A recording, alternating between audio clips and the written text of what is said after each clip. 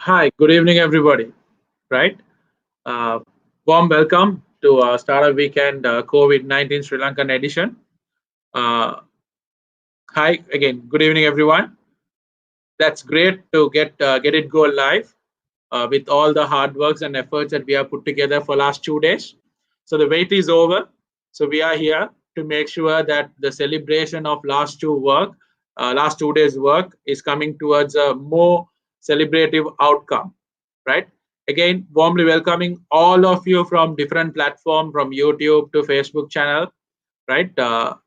Towards Startup Weekend online edition, which is happening globally.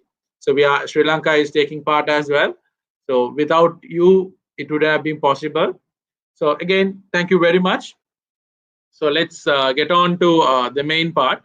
So today we will look at the pitching going on and few wonderful speakers coming up with and sharing their knowledge and skills with us to motivate us, along with how COVID-19 theme and COVID-19 challenges could be handled, right? So one common theme that all of us are brought together beyond all the other webinars happening out there just towards seeking action towards COVID-19 challenges, right? We as a nation always have been very strong with all the issues and all the obstacles we got. So we are united to go face this. So with the same unity, we want to drive towards innovation and also solution, right? And also more towards a social innovation that we could help with, right? Again, thanking Techstars for bringing up a platform, bringing up a framework that we could execute this and making sure that it was online compared to all the startup weekends we had throughout the island and internationally as well. It was very challenging to keep the energy momentum high, but one thing kept us going was making sure that we support our nation with something that we could. Certain people with time, certain people with knowledge, and of course, all the mentors who spend their time to give their experience and time despite of challenging times they have, right? Because all the industries are having their own version of troubles, right? Okay, with that positive note, let's go in. So I have a very quick message to be shared from the David Brown. So Tim, if I can have my screen, great, right? Yes, so we go for final pitches. Before the final pitch, before me, I have lot people to thank. So I'm not going to thank anyone right now. So we have lot more to towards the evening. So as I always believe in, the shorter we keep our live session, the higher the impact it will be. So let me take you guys to a message and a thank you note from David Brown.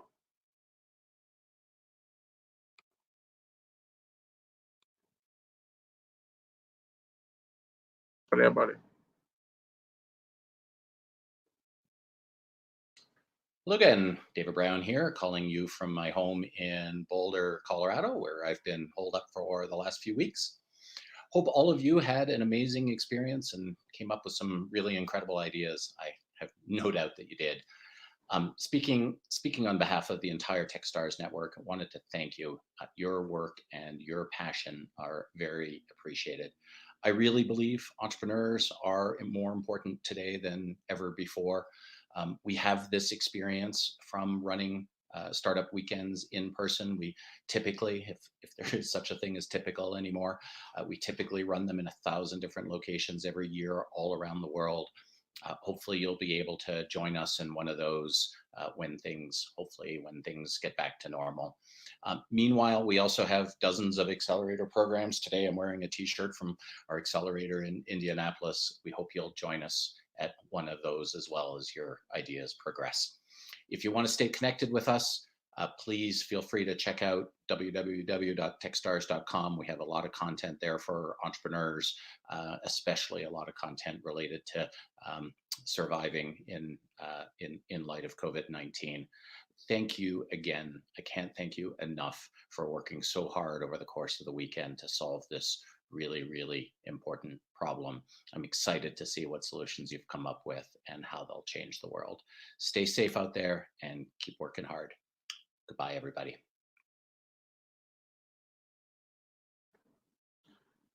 Right. So that's a message from David Brown. Right. So again, taking the opportunity to officially welcoming from message from David Brown as well. So right, yes, I know all of us are looking forward for something great. As I always told you, there are technological glitches that we overcome when we do a hackathon of this nature, right? So it's not easy, but definitely the team behind the screen. So there are only few faces like mine comes into the screen, but there's a entire organizing team behind the screen which is making it possible.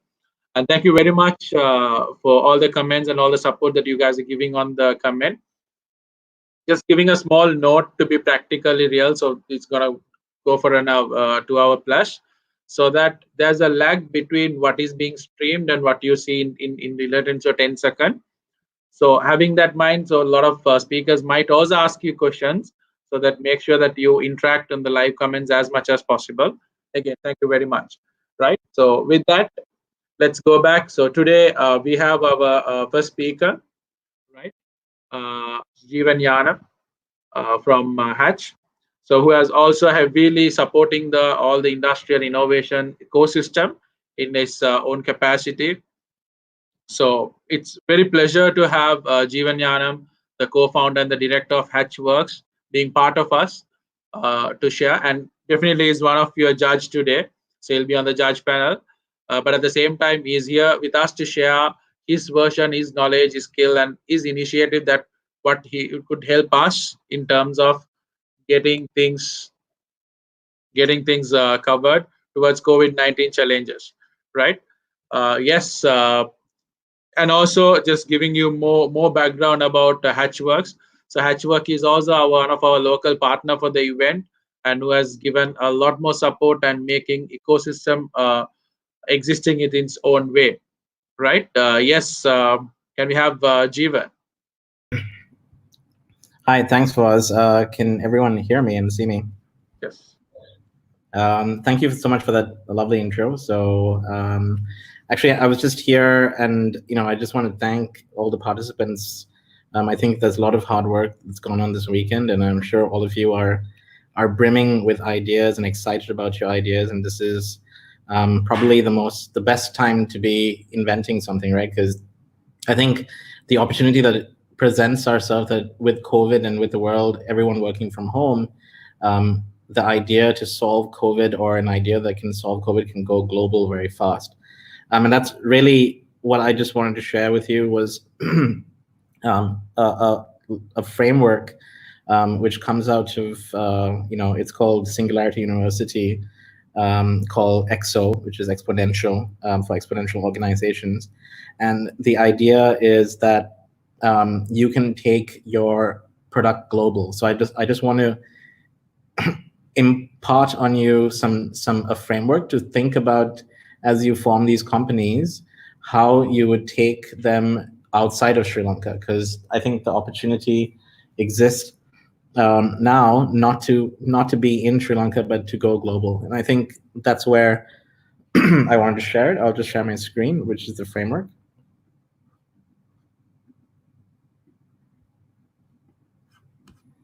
Can you guys see my screen?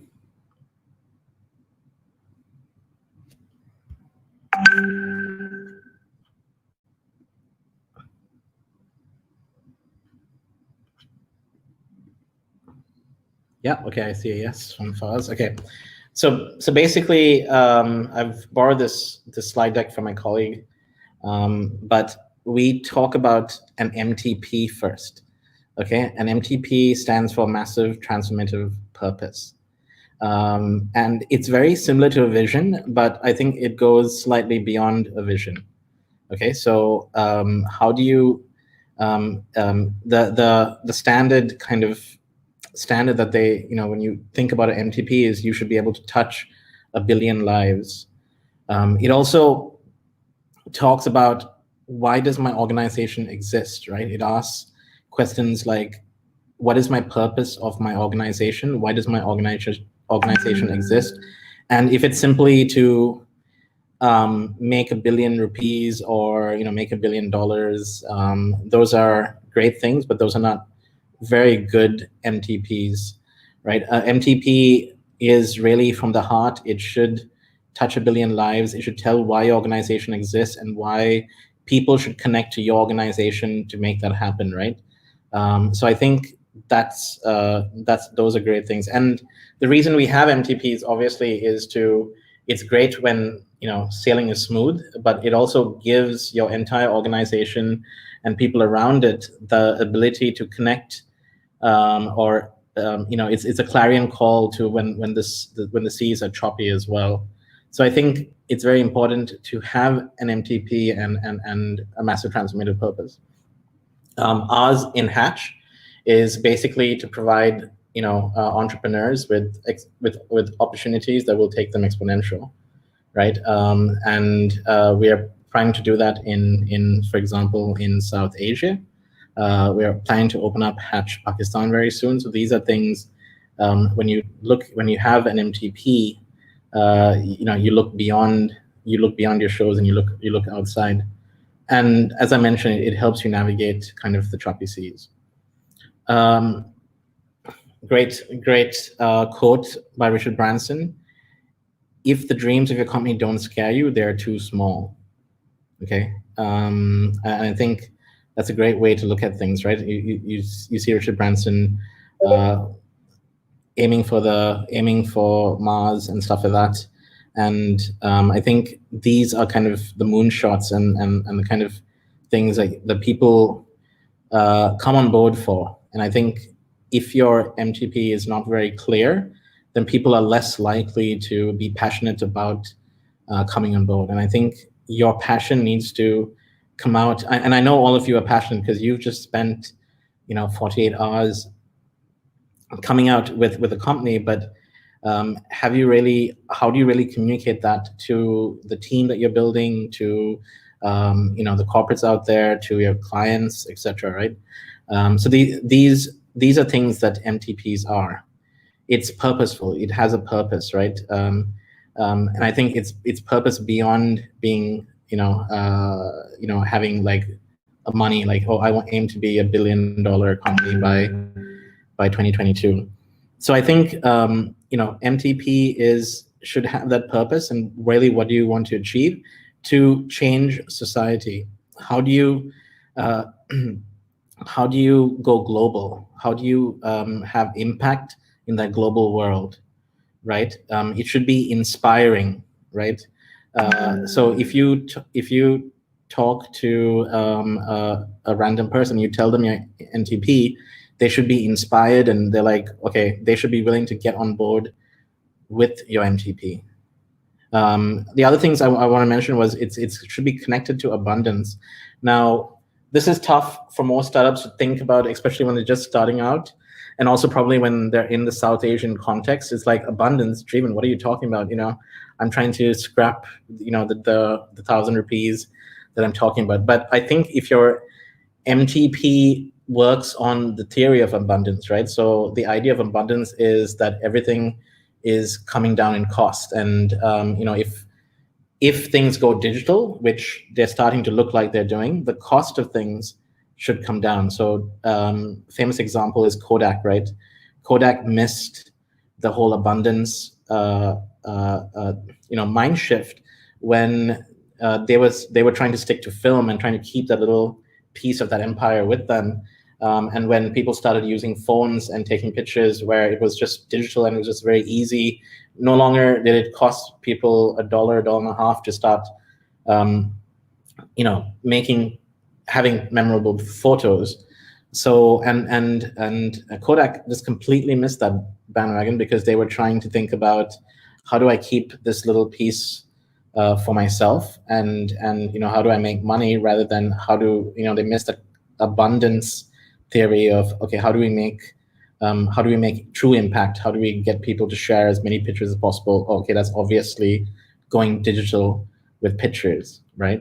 So I think I know it's difficult from a South Asian context, but you need to look at the world and say, okay, cost of things are continuously going down. I mean, in our hand, You probably heard this example a million times. So, but in our hand, we basically had more power than the president of the United States about 20 to 25 years ago, right? So I think the theory of abundance is the right theory, and we just need to ride that wave. And if your startup works on that theory of abundance, I think it makes it's very good. An important point is that your MTP should be positive rather than negative. I think a small one, but it's important. If your MTP is to kill 1 billion people, it's still MTP, but it's not positive. So it should have a positive impact, and it should be generally short as well. And I think these are important points, which I'll share with you as we go along. So you might be asking for, give me examples of great MTPs. And this is some great examples of MTPs, right? I'm going to pick on like Singularity University, for example, positively impact 1 billion, 1 billion people. TEDx, ideas worth spreading. It kind of tells you what they're doing and what their purpose is, but also leaves room for imagination as well. It's kind of like, okay, wow, it really gets you thinking about what they're trying to do and where they're headed. There's some great ones. Educate every child on the planet, World Top 20 project. Those are ambitious. It's okay to be ambitious, but it's great to have this MTP going forward. Inspire and nurture the human spirit is Starbucks. They're selling you coffee, but they believe, and it's very easy to be like, oh wow, that's what Starbucks is trying to do. And if they live it, obviously there's one thing is having the MTP, and the other is actually making sure you deliver on that promise, right? So is it that with every cup of tea, does the human spirit really get inspired? Like, do you really feel inspired? That's what the whole culture around friendliness and stuff like that is there, right? People are so friendly. The atmosphere is great, which makes you want to keep going back for coffee, even though it's costing you probably more than anywhere else to have coffee. So I think if you are able to deliver on that promise as well, and I think you're able to do that. And the best one, I think, I love Google's one, which is organize the world's information, right? Tells you exactly what they're doing, tells you it's far-reaching, because organizing the world's information is a huge, massive transformative purpose, and that's why I think one of the reasons why Google is so successful is just they have this clear clarion call in what they do. So I think it's great to think about it that way. So really, why does our organization exist? You should be asking yourself that. It's not, and I've seen a lot of people come and say, hey, I just want to make this app that does this. Investors, I don't know, me as an investor at least, I'm less attracted to people who want to do that, right? You need to understand why your organization exists. I want to know what you really care about. Do you really care about, like if you're doing COVID, do you really care about people's safety? Do you really care about the product that you're putting out there? I think these are important things that you need to think about. And I think the MTP really adds to your narrative, your story, right? I don't want you saying, hey, I'm doing this. Sometimes the story is very important, right? You need to come up with a way of, okay, I went through this situation, and that's why I'm building this application, or that's why I'm building this. That's why I have this purpose. My father or mother went through cancer. That's why I'm building this application that can hopefully solve world cancer or breast cancer, right? That should be there in MTP. The story behind your purpose also needs to be there, and very few founders are able to make that connection. And I think it's very important. And when you're thinking about it, it's also good to define what is not an MTP, right? So it's not your vision, mission. It's not restrictive to future pivots. It's not a marketing slogan for customers, right? So it's not saying, or it's not saying we're going to achieve $1 billion by 2022. Most Sri Lankan companies have these, and it's not great. It's not great MTPs. Or it's not saying, hey, we think about our shareholders and our customers and our etc. Those aren't MTPs, and I think it's very good to think about your MTP as a clarion call, to show your passion, to show how you can go global scale, and to make sure that your startup, as you're building it, is able to look at a massive transformative purpose. And I think here,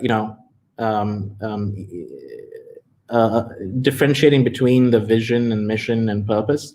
The MTP, as I mentioned, explains why a company exists. A vision is what your company wants to become, and a mission is how is it planning to do that, right? The mission is very much like a project management. Like, okay, I need to go to this to do this, and then from here I can get there, right?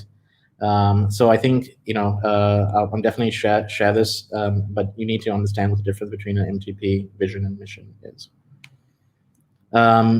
And I think great companies are starting to be are thinking about beyond just me. So there are companies that think about me, and there are companies that think about me and others, and there are companies that do me, others, and world, right? So this is Maslow's hierarchy of needs. And I think when you come to a point of actualization, me, others, and the world is important, and that's COVID-19, guys. So I think COVID-19 is the right time to think about these kind of questions of how do I make an impact on me, others, and the world at the same time. And I think it's good to get our startups thinking about this.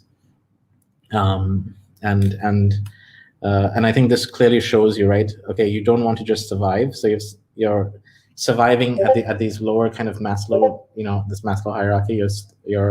You're looking at financial and legal and operational stability, and then you're starting to get better as your customer understands what you're about and always sees you as the right person to call when they're solving this problem, so you can achieve success over your competition. But then there's a time when you need to start thinking about how does your company make an impact on society and the world out there. And I'm really focusing on this bit. I'm not saying that these other bits aren't important.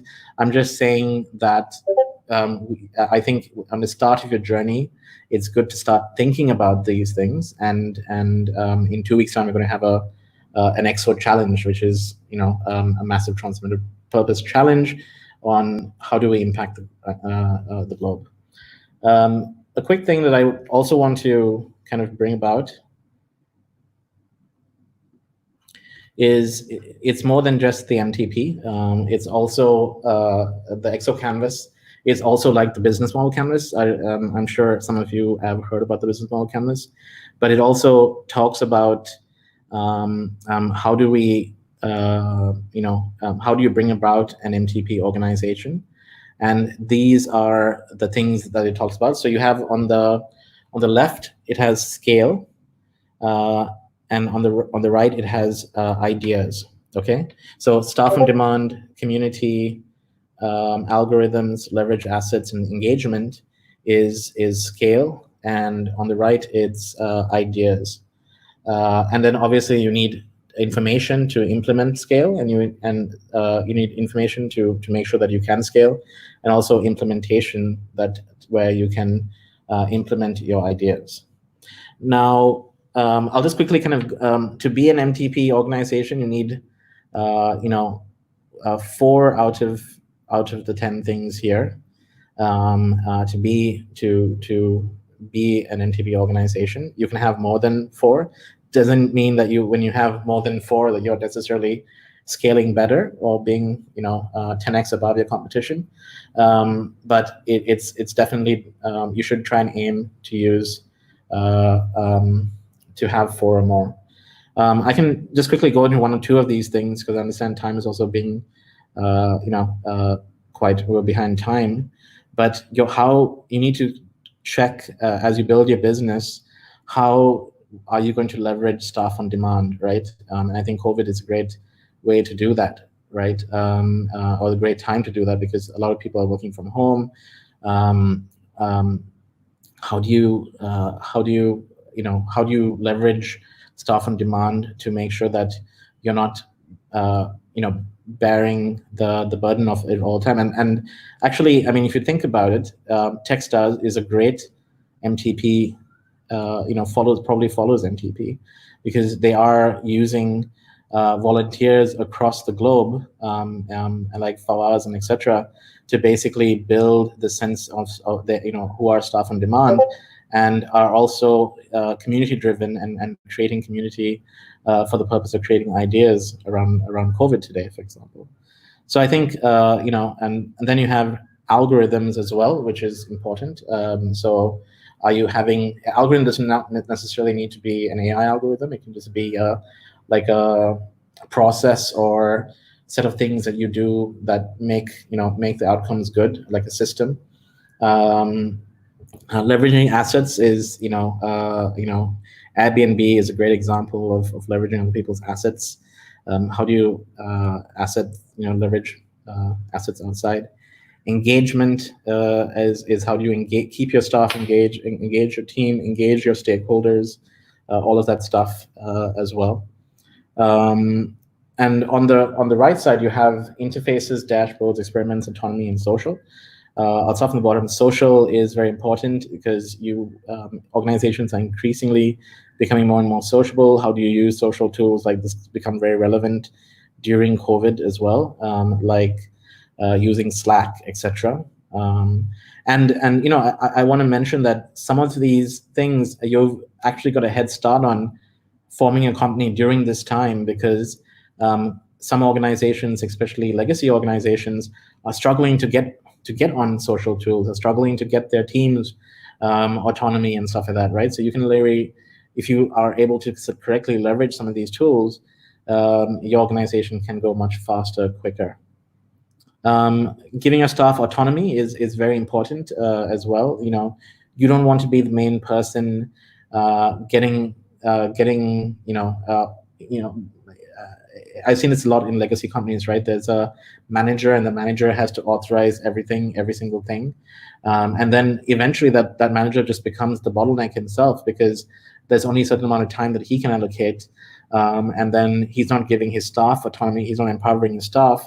And that causes huge delays in decision making, etc., which doesn't help your organization.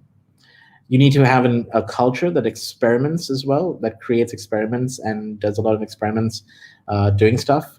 Dashboarding as well is important, and having interfaces where people can connect to your systems and where people can use your systems and leverage and build something else as well.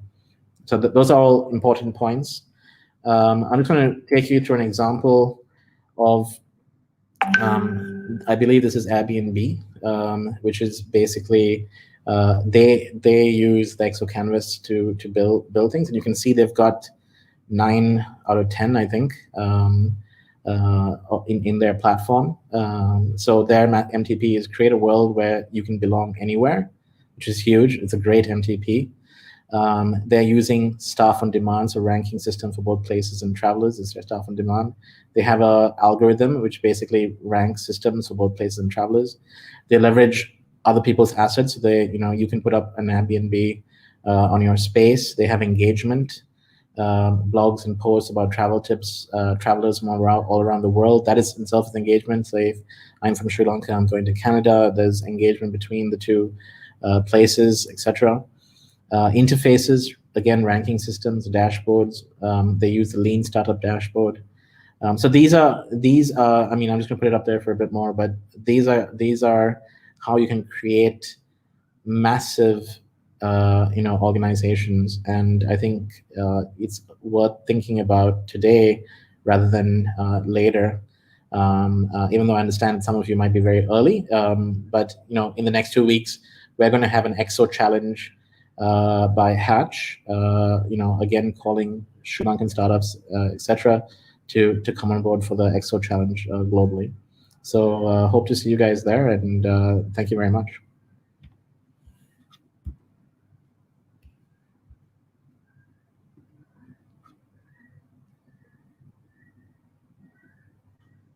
Thank you very much, Jivan. It was really enlightening, and thank you very much sharing the challenge and also the experience.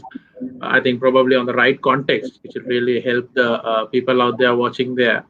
I think there's a lot of webinars and series already happening around you as well, and you've been part of getting to understand what could be the industries and especially startup and innovation could do after COVID-19 or while the COVID-19 is over. Thank Yeah. you very much for sharing this. And yes, you're going to be part of us as well on the judging the entire panel today. Right. Okay, people out there, right? We're gonna keep moving. We are just gonna have few more things. I wanted to enlighten why we are doing this, right? And what are who are the people behind this, and what's the whole intention of we handling this, right? Okay, let me quickly get you through. We're just gonna start the judging. Before that, I'm just gonna quickly take you through what's need to be there and how much of information has to be going in, right? Okay, right. Hope you all can see my slides.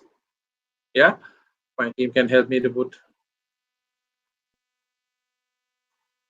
Yes, okay, thank you very much. Right, brilliant.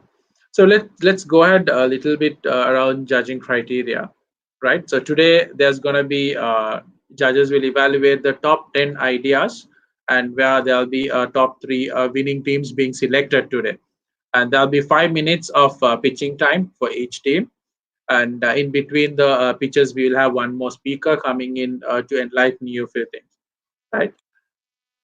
Right, guys, right? So, what is the judging criteria? So, just to, in benefit of all the audience out there, in benefit of all of us, and just to make sure that, as Jeevan said as well, as Techstars, as community leaders, why we are taking, why all of these people, industrial expert to mentors to judges, speakers, and there's a whole lot of organizers much beyond. There's a global team who is putting this. If you have seen, if you've been a participant throughout this, you would have understood amount of toolkits, amount of knowledge sharing sessions happened uh, beyond offline just through Discord alone.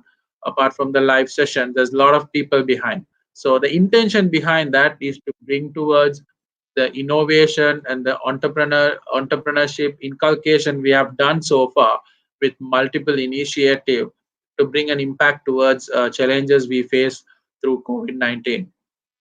So, guys, judging criteria, the problem and the impact. So, how much of relevance is your problem towards a COVID-19 challenge or the impact we face through, and how much of impact are you contributing towards normalization of industries and businesses out there? And execution and design, right? Originality, feasibility, and business model. Let me quickly dive you through what these two verticals are, right? As far as your solution, they are proposing the relevant in context of COVID-19 crisis. And what is the value proposition to the customers? Did the team talk to the potential customers, right? So these are areas you are expected to cover in terms of problem and impact for our panel of judges to evaluate. Execution and design, right? So there's multiple sessions we did as well, including business model canvas to minimum viable product or MVP we call it, right? How can you scale it up from product idea to execution and the market fit or product market fit we call it. So how they establish a minimum viable product over the weekend. Is the MVP designed well? So I kind of re-emphasize on design because we did extensive workshops around it as well. Is the proposed product technically viable, which is also part of our feasibility? The originality. So let me make my statement much clearer and stronger. So we are not expecting alone 100% completely new of its kind nature to the entire world, but at least the project need to create a new solution or apply existing solution in a new or innovative way, right? Which is very important, right? Beyond that, the feasibility. Is the project must be realistic in terms of legal and technological and scientific aspects of solution. And I think I have to especially thank our mentors, the amount of effort the mentors took for last 2 days or close to 54 hours in supporting you in multiple sessions in mornings, evenings, and late nights as well, right? So I think they did a lot job in terms of making your feasibility close to reality in the limited time frame they have. The last but not the least, the business model, right? Does the project have the potential to become the real business? And also, as I usually say, the impact behind your net worth is your network, or your network is your net worth, right? So there are potential customers, stakeholders, or people who would help you to make this idea real. Would be definitely watching this out in different platforms, right? So make sure your business model is viable and there has been some sort of sustainable validation into it, right? And yes, before we go into judging, I definitely have to mention the global partners and also reminding you about some quick global perks. So this is powered by Google for Startup, .co.us, and all this powered by Neostar. And DV Differential Ventures, they being global partner, and you're $10,000, and also out of which you're $500 per each, the 20 people coming on, which will be selected, coming from DV Ventures. Supporting partners, community tools, Upwork, and as you all know, Adobe Spark to Willy to Upwork community tools has given you a lot more global perks for you to be just because they wanted to motivate your spirit of creating innovative solution. And community partners, SVB, Impact Hub, HubSpot, Silicon Foundry, Cooley, Foundry Group, and Microsoft for startups. So again, without these global partners, this initiative is definitely not possible. So taking my moment as a facilitator to mention them. Yes. So why? Why? What is in it? So what is in it by making our 54 hours investment into this, right? So what is in it? Why do we have to do this as this weekend instead of just having more Netflix being streamed over weekend, right? So top 20 teams will be given a 3-day Techstars Innovation Bootcamp. So when I say top 23 teams, 20 teams, the Sri Lanka is part of one of the competitions. So out of our competition, we will also be suggesting our top three. So where the all the global competitions will be taken into account, and we'll take a top 20 teams. And the top 5 teams out of the 20 teams will be given 10,000 grant from different ventures. And also, as I told you, we are selecting 20 members, which they will be given $500 in each grant, right? So just keeping you the perks reminded. Right. Without further delay, right? So introducing our judges panel for the day, right? Heminder Javira. So he's the COO of Slintech. So he has been part of multiple startup and also has been part of a lot of experience in terms of judging innovation. And with Slintech already, Slintech is doing its contribution in its own way for COVID-19 challenges. And very happy and proud to have him on the panel. Uh, Yes, so if my team will also get them on live one by one.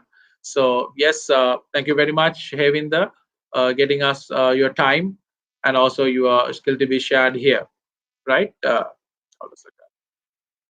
And Jeevan Yanam, who just had a quick sharing with you, and from Hatchworks, who has been doing a lot of good work towards to support the initiative and already fighting towards COVID-19 challenge in his own way and own methodologies.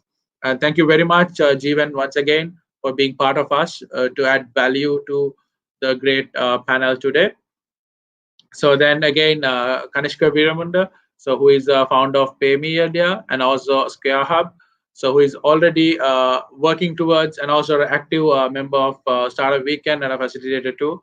So who has added a lot of value in terms of startup innovation and supporting multiple startup in multiple ways. Thank you very much, Kanishka, being part of us. Yes, Sharanyan Sharma, the name which can't be spelled out in the Startup Weekend, right? So Startup Weekend, there's Sharanyan always. Sharanyan being one of the major reason of the entire community ecosystem of Techstars being started in Sri Lanka, and a great contributor, and also the founder chair of SEO Extreme SEO Internet Solution. Thank you very much, Sharanyan, coming on board as a judge, giving your time. Right, again, guys, thanking all these 4 individuals giving us the time to judge and share. So I'm very much sure all four of them are one of the most suitable panel for the day, especially fighting for COVID-19 challenges. Okay, so with that, so these are the teams who's gonna pitch today. So 10 teams. So we're gonna take in the slot of five. Yes, we're gonna have DJM team 12, Divya to come. So five. Can we have Divya streaming up as well? So I'm gonna stop sharing my screen. Yeah. Hi Hi guys. Divya, thank you very much. Yeah. So yes, Divya, hope your screen will get shared now, and I will barge in exactly in 5 minutes. Right. So you got your 5 minutes.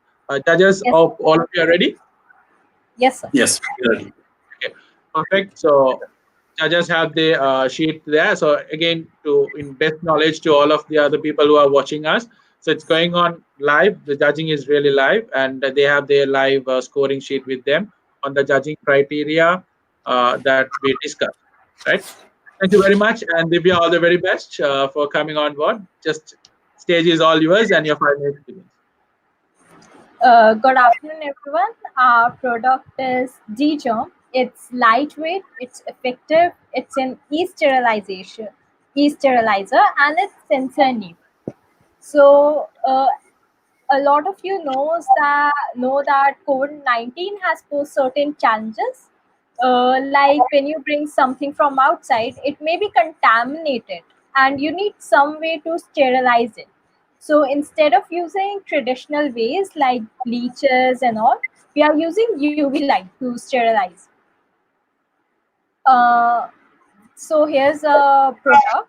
You can see that there's a sensor and there's a mesh-like structure. So basically, you put your product in that, and sensor will detect that something has been placed there, and it will start the sterilization process. So if you have to sterilize something that doesn't have, and you can't fit it in a box, then you can just remove, it can be broken into two parts. You can just remove the upper part and you can use it for sterilization. So our revenue model is pretty simple. Based on 1,000 units production, it will take up $54.99, and we are planning to sell it for $74.99. So that's a profit of 36.37%. So the current market size is $2.9 billion, and and during this pandemic, obviously, people are gonna be will take more precautions, and it is expected to grow. UVC radiations is used in Shanghai and to sterilize bus, and even our research has been backed up by DRDO and Harvard. So the proposed timeline is this: phase one will be our crowdfunding ventures. Phase two will be partnering with production units, and phase three will launch the product into mainstream. So our commitment is your hygiene is our priority. We will focus on our customers more. What This is our team, and what makes us unique is that we have an app, so you don't have to worry about how much time is it gonna take to sterilize your product. The app will take care of that, and it will tell you how much germs are killed, and it's a non-touch technology basically. We would love your feedback. You can mail us. Thank you.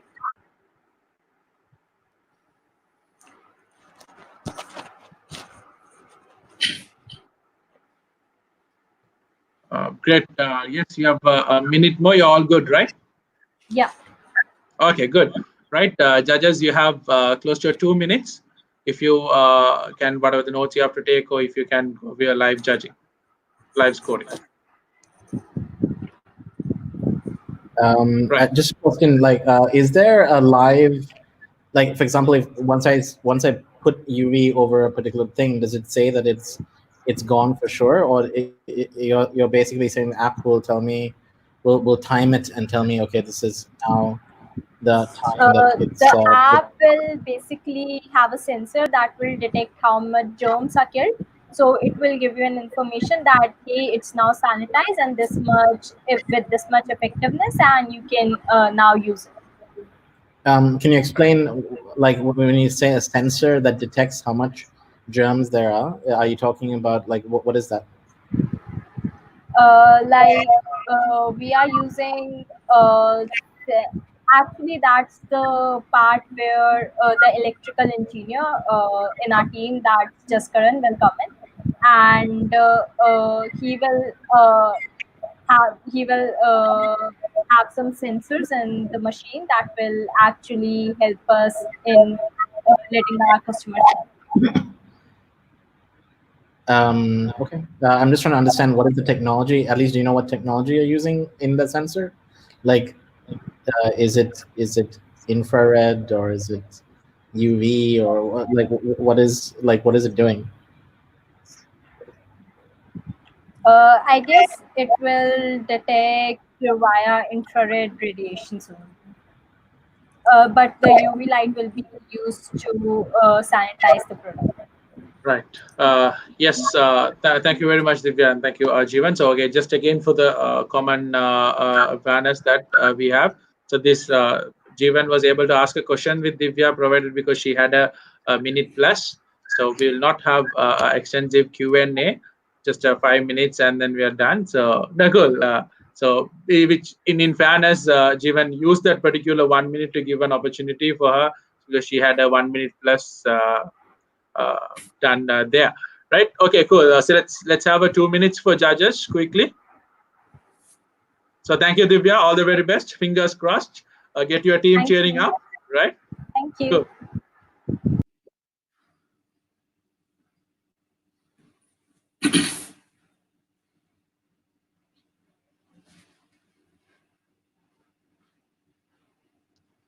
So let me know, judges, once you are clear to go ahead for the other. Until then, uh,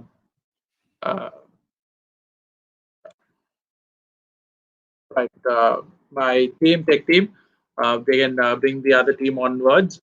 So the other team on which they will go will be team 18, right? So let team 18 prepare themselves for it.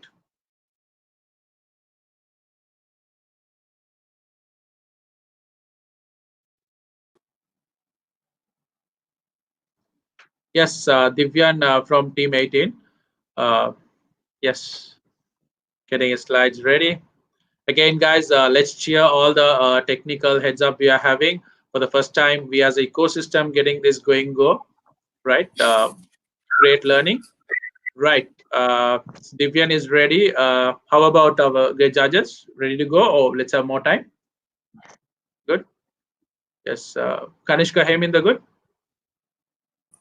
Yes, yes. Go ahead. Okay, great. Right. So your 5 minutes starts now, Divya. All the very best. Very good evening.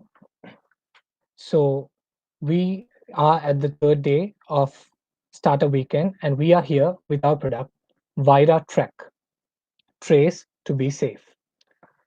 Before moving on, I would like to tell that in Sri Lanka, not only in Sri Lanka, even in the world, many of the countries are failing in terms of their economy. Most of the companies are being shut down because of the spread of this disease. And also, most most of the employees are in their houses because of this uh, pandemic situation. So the problem which we are going to address is the difficulty in the of the to trace the people who were in contact with a COVID-19 patient.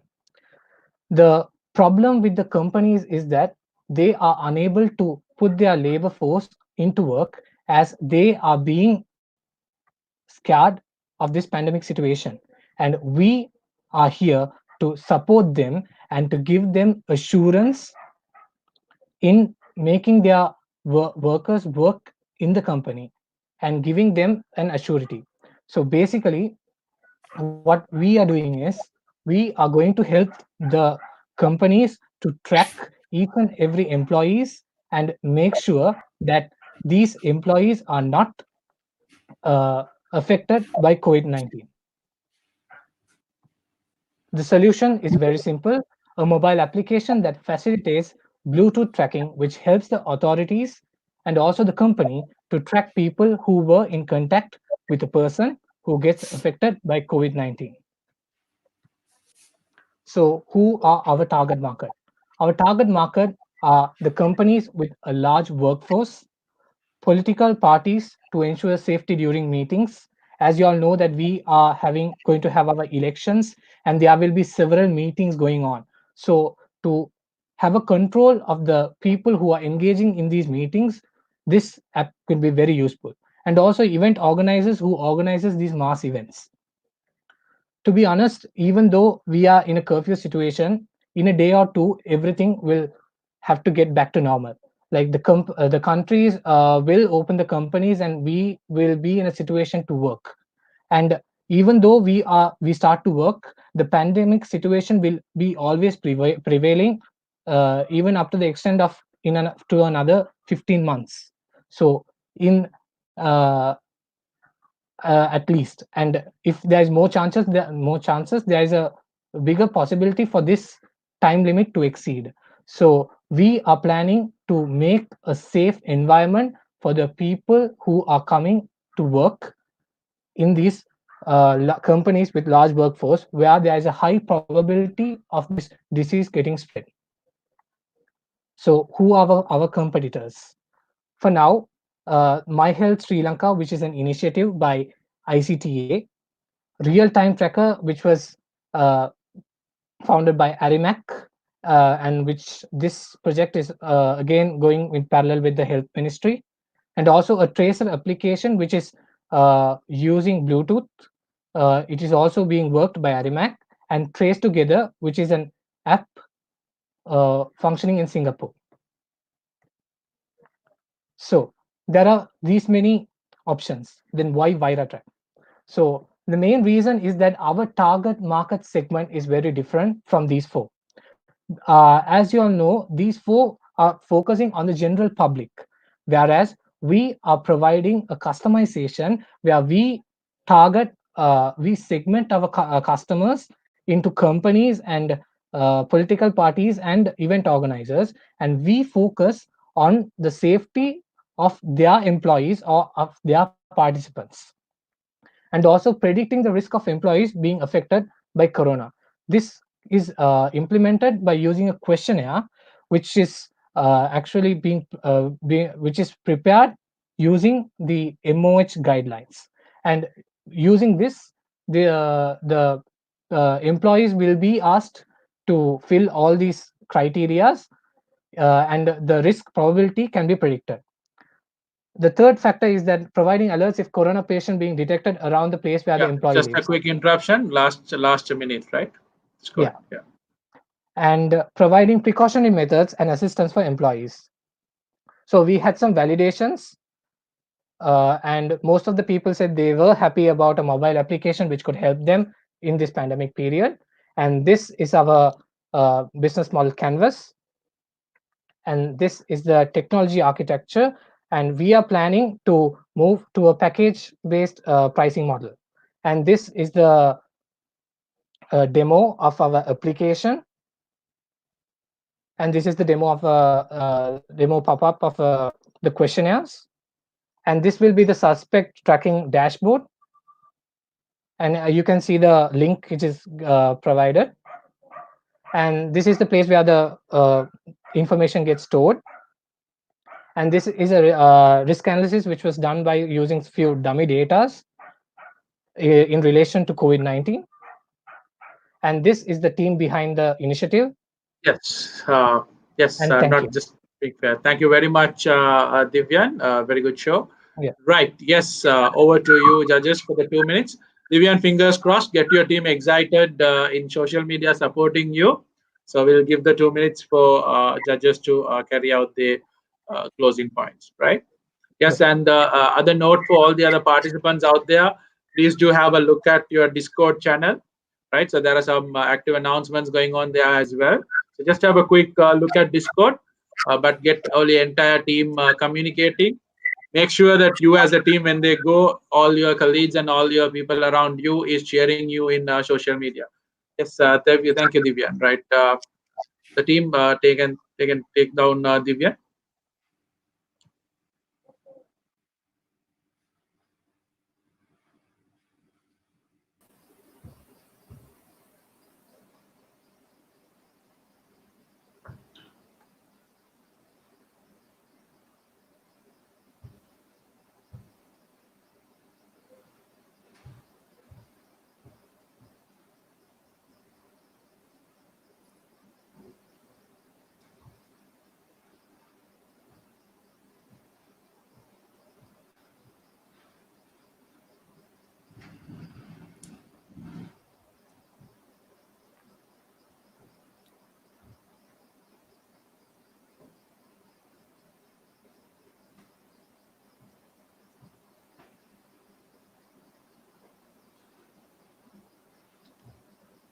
Right. Let us know once the judges are okay.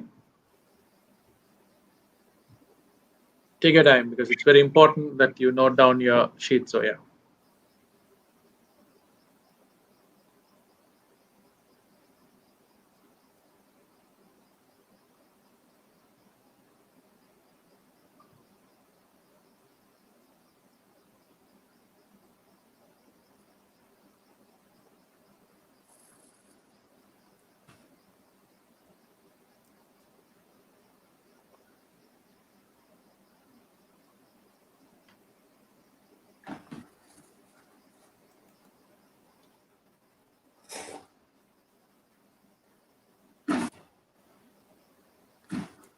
Right. You're good? Yes. Yes. Yes. Right. Great. Yes, Sundaran from QLS. Just make sure that when you're starting, just quickly tell your name and the team name for the judges to be very sure about, just to make support us on all the other logistics, right? Yes, your time starts now, Dion. All the very best. Hi, good evening. I'm Sandarwan Fernando. I'm the leader of Team QLS. I hope you all are staying safe at home these days. But as you know, there are many people who need to travel even during times like this. It could be people involved in delivering food or medicine, or people working for companies that need their employees to report to work, or anyone else having an emergency. Right now, they have to wait in queues at police stations and sometimes also at other government offices to obtain a curfew pass, risking infection and wasting time and resources. We've talked to many parties and have done a survey with close to 100 responses in a short span of time and have validated the requirement for an efficient and transparent solution. As you can see, 27% of the respondents mentioned that they had to visit multiple places to get the pass. Also, 14% felt they were unfairly treated. And most importantly, 72% of the people said they want a digital solution. We intend to provide a solution to this by introducing a mobile app that can be used to request and receive a digital curfew pass.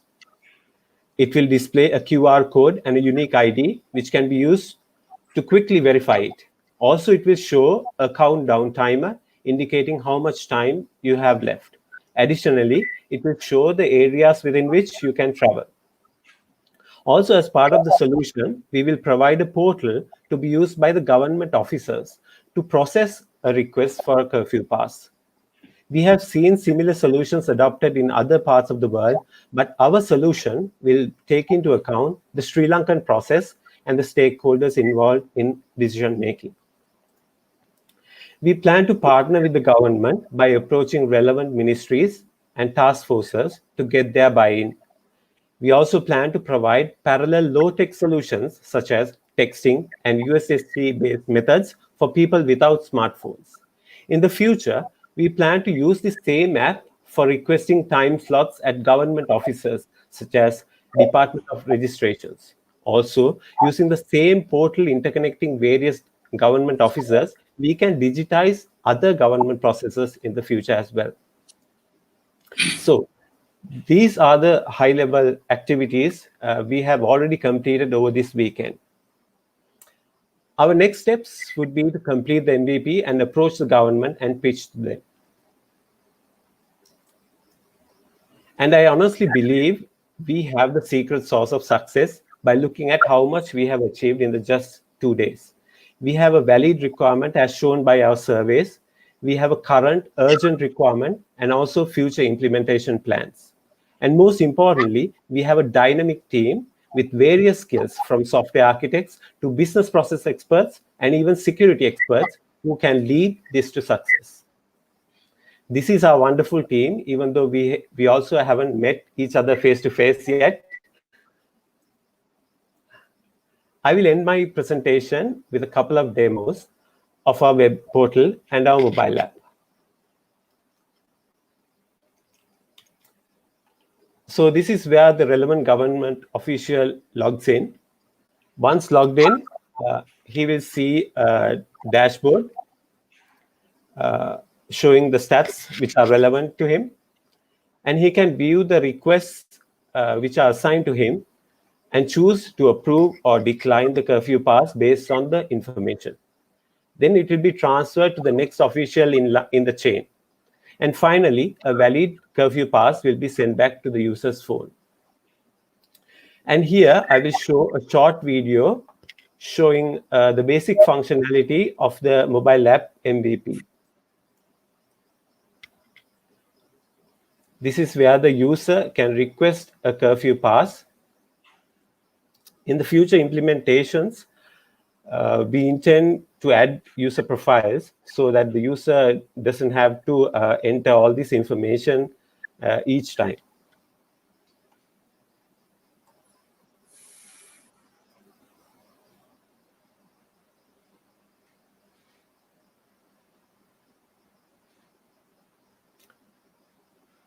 And this screen shows the valid curfew pass with the QR code and the time limit.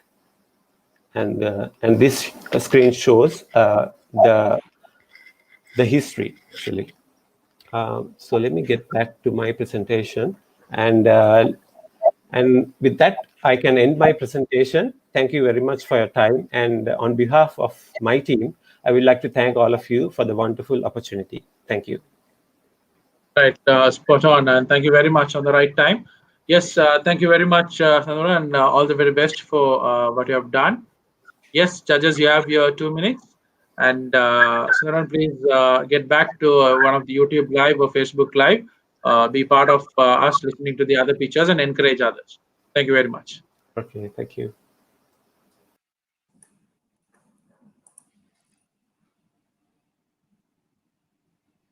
Which team is that? It's Clueless. That's row 7, right? row 7. Is it? Right. Right.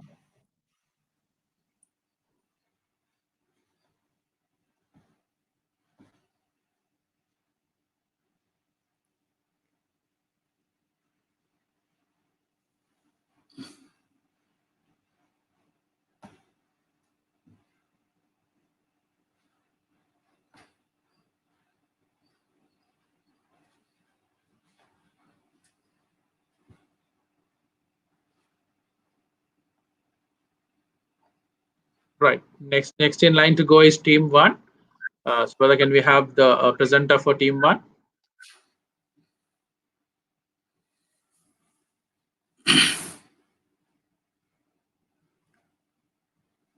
Right, no problem. Cool. Let's get the team 1. Until then, just trying to understand who has done. Sharanyan, what do you feel so far? How is it going? Good. So far, seems really interesting because this is something different that we never been done. Yes. Great. Yeah, it's good ideas. Need to think about scale, but yeah, I think some good ideas. Yeah. So just sharing a few things from how mentors help them. For the first time, that most of them has not even met any mentors or don't know sometimes the expertise what they have done. So sharing a few experiences, how they could scale this up, and even judges, the mentors were on a Zoom call, right? So on the scheduling, so the entire experience for everyone was new, and I think the learning curve for all of us was being good so far, right? So I think the rest teams are being in line. So please, all the team leaders, please get back to Discord channel and communicate with the organizers to make it active and fast. Yes. So just picking the brain from Kanishka also, how do you see? How do you see so far being from start of weekend physically to virtual? How do you see this? Yeah, I think we had almost about 19 physical startup weekends. So this is the first online one. I think it's great experience for us also. A lot of new learning how to do online startup weekend. And I think so far 3 teams are really good. Yeah, hoping to see some exciting things coming up. Right, great. Just a very quick comment from Hemint also. I know that QB Hemint has been very busy working around clean tech and creating innovative solution to support the ecosystem. How do you see Hemint? I think good. So especially the people are seeing one is the current problems after COVID-19, and also we can see if people are looking at beyond COVID-19 as well, like how to protect documents, money issue. We can see that coming up. Good. Again, thank you very much for all of you sharing that. Okay, guys, let's do this. Just let's get all the other team lined up. Let's give it a small break for all the judges as well. So let's have a very quick break, and in between that, I'm gonna get one of the another speaker to share some few with us. Again, guys, thank you very much for all the lovely live audience engaging actively with a lot of comments. Please make sure that this particular message is spread for more people. Right? Okay, so we are just going to give us quick relaxation for the judges and get the other teams in line. Right. So what's next in line? As I told you, the entire experience of creating a global competition coming completely virtual. 200 plus participants. All the participants are highly on a social distancing from different places. Brought together with multiple technologies, Discord being the fundamental communication platform, and then YouTube Live and Facebook Live being the mode of communication like what we do right now, right? And then from there, we had Zoom sessions for each and every mentorship sessions to go. So there are about more than 30 people from the back end working, including the mentors, and supported very much. So with a lot of pleasure, I would like to have our own Fatih from Yoho Mart and Pick Me to come and share a quick few words with us, right? So can I have my screen shared, guys? Yeah. Yes, Fatih, thank you very much for joining us. So just a very quick note on Fatih has been really part of creating a lot of innovation around, if you know, pivoting a certain way of how you do from PickMe, co-founder of PickMe, and then Yoho Beds being part of Yoho Mart. And probably one of the reasons we brought Fatih here, the way he handled Yoho Mart to support a lot of suppliers and also get goods back into the track for the people, those who are in need, right? There's a lot more to hear from Fatih, but yes, thank you very much, Fatih, supporting us with this initiative and getting people in line. Yes, Fatih, stage is all yours. Yeah, right? Thank you very much. Yeah, thank you very much for inviting me, and I think you have done a fantastic job on getting this whole weekend startup weekend online. And I think I have been part of the first one. I think I remember which was in the first or second one, which happened in Jaffna. Yes. I think from that day to now, it has grown pretty well. It is. I think thanks to people like you, build the ecosystem for the betterment of the country and betterment of everyone. Yeah. Thank you very much. That's a lot, and its entire team, the entire startup weekend community, most of the judges to the facilitators we have created for about 19 plus events. Thank you very much, Fatih. Please do share your version of knowledge with all of us. Right? Yes. Thank you very much. Stage is all yours. Yeah. Hope everyone can see my screen. Yes, perfectly. Yeah. So let's say I have only a couple of slides. I just wanted to give more perspective of how to take it forward, or what to expect. How to build businesses. Let's say if you really understand the environment and start adopting to it, then you will understand what to build, how to build, and how what kind of things you need to innovate, right? So the first thing everyone need to understand is, unless COVID, we have a vaccine for COVID, the life will never gonna change. Right? So expert says, it will take minimum of 12 to 18 months to develop a vaccine. Then it will take some more time, maybe at least 6 months to get it approved, because of the pressure the world has. So which is about 2 years time. So 2 years means it is quite a lot of time in a world like this today, right? In a world like which is really connected world, 2 years means it's quite a lot of time, and people's behavior is going to change, and we more or less we will never gonna go back to the life we had pre-COVID, right? So if anyone is thinking that we can go back to that life again, I think still then you all are watching too many fairy tales, right?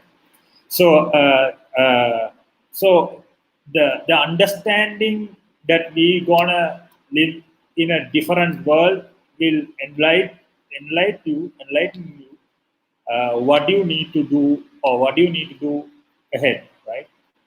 So look at this. Let's say, can the lockdown go on? I don't think. Like, let's say, governments has to relax their lockdown due to actually for the economic factor. Government cannot keep the lockdown as it is, but but they will open it up in a stage by stage. I think I saw a couple of exit strategies government have proposed couple of days before. But if you look at on all these strategies, there are a few important components for you to look at. Like, let's say, until the vaccine comes in, or until the immune system start working for, or immune system start reacting for COVID-19, the social distancing will become known, right? Then the whole different kind of industries will start coming in. The industries, let's say, the powerful industries might go down. The certain thriving industries will come in. So we need to keep our eye open and start looking at those things pretty well. And people's hygiene practices will completely change. Then people start living a very conscious life. I have been talking to so many friends. They were talking about these things. They have started understanding the spending structures, and how they need to start spending. So all this will give a fundamental understanding of we will not have our previous sales numbers. We will not going to have those things. Right? People will start very conscious, because people will start a conscious life. The expenditures will go down. Then let's say, because of that, there are so many people going to get affected. Like people who really depended on sales commissions, or product selling, or let's say luxury product selling, all that going to get affected pretty badly. Then also understand, you need to look at what has emerged out of this. And from the day one, people have adopted to work from home. When we had the first when we in the first week of lockdown, a lot of people ask, how are we going to do the call center, or how are we going to do the sales team or the call center to become to work from home. So, but people eventually figured out how to do it. If someone has not done that, they are pretty late, right? And buying things online has drastically picked up, and things are changing, and distance learning has really picked up, and the entertainment has changed. The entertainment industries has changed. So So more or less, in a concept wise, the world has changed, and it is changed forever. And I think the adoption is the key now. Everyone should adopt to that.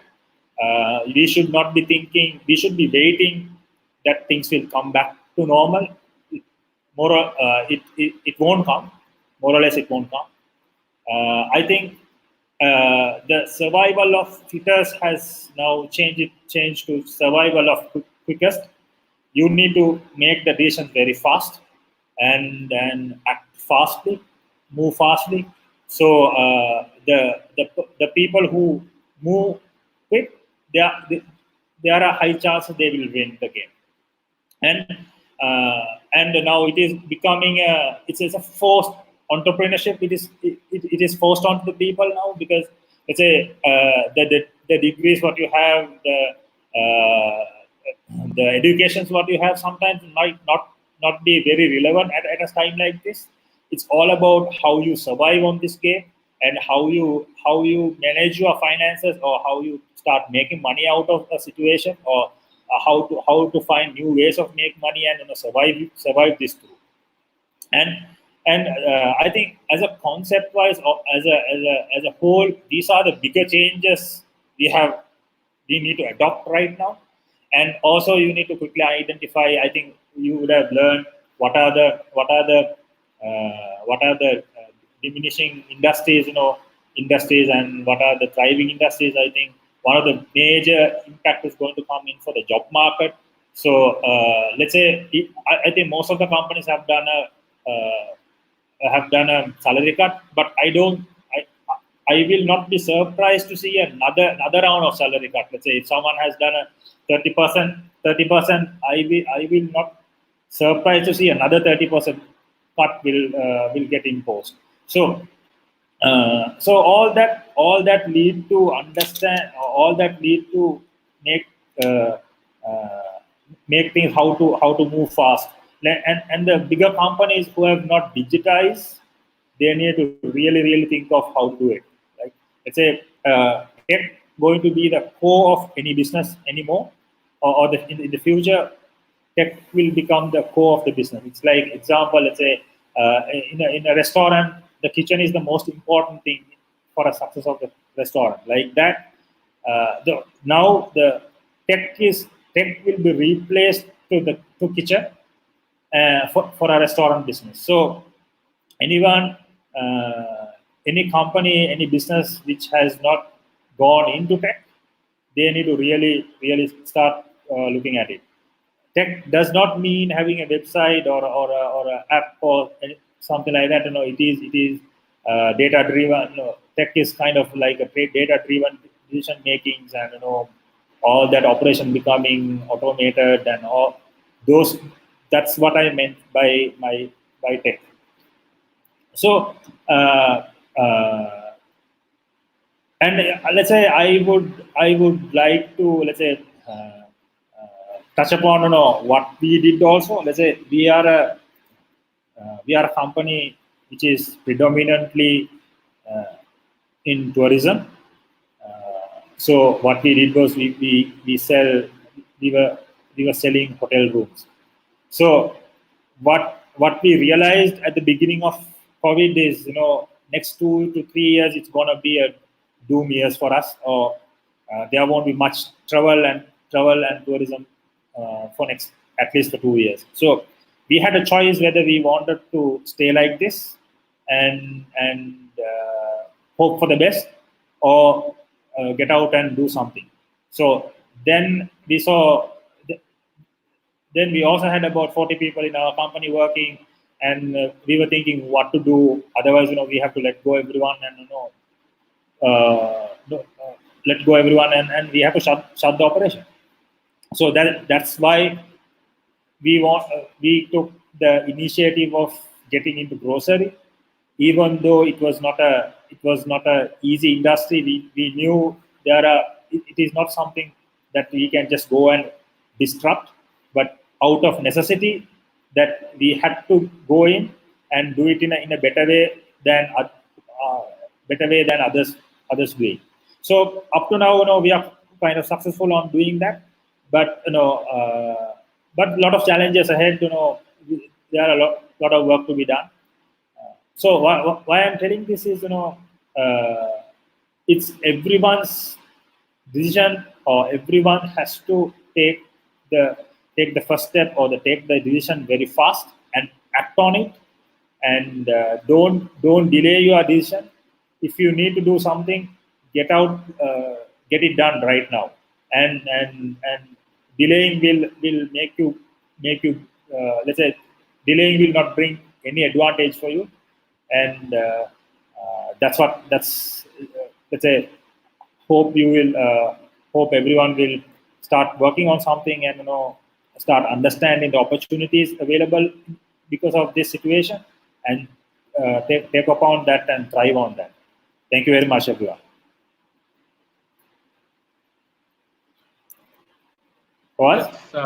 Yes, thank you very much, Fatih, again, supporting us. I think this was a very valid and a very important share at the time. And all the very best with whatever the initiative that you are taking at this point to support and being a good example as well. Right? Yes. Yeah, thank you very much. Sure. Please be part of us. Please join the next set of pictures as well. Definitely, you will be a great asset that you can do. Yes, great. Yes, again, thank you very much for all the very best. Thank you very much. Thanks, you guys. Okay, guys, we're gonna switch into the rest of. Yes, okay, we're gonna switch into the rest of the other pictures, right? So we'll get the other judges on board. So judges will be loaded to live stream soon. Yes, so we have a few more pictures to go, right? Yes, guys, keep it live. Keep your comments going live, right? So that's really good to see that where you appreciate the other presenters, right? And one more thing that I want to share, again, with all the technological glitches we have. Thank you very much for continuously supporting. Guys, please do appreciate the other pictures and the other presentation which is going on, right? Which is very, very important. And also, as an experience, we are also going through a complete transformation of running an innovation camp, or at least a Techstars weekend, in such a way which can make lot more sense to bring it to you as an impact. And I'm sure that we have a lot of rooms to improve, which we have to agree as organizers too, but which we are all going on good, right? So let's give it a time. The organizing team, let's slowly move the judges into live stream as well, one by one. And judges, if you all can come in. Yes, good. We are loading in.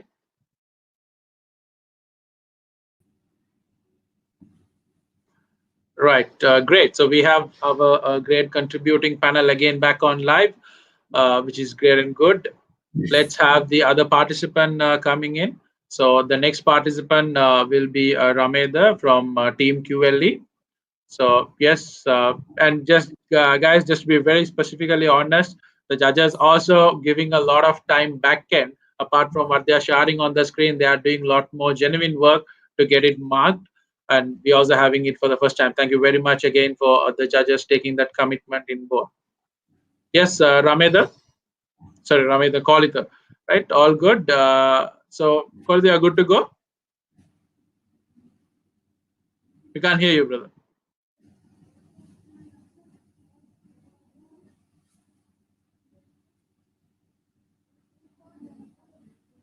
Speak now. No, we can't hear you, brother. Right. Yeah, try now.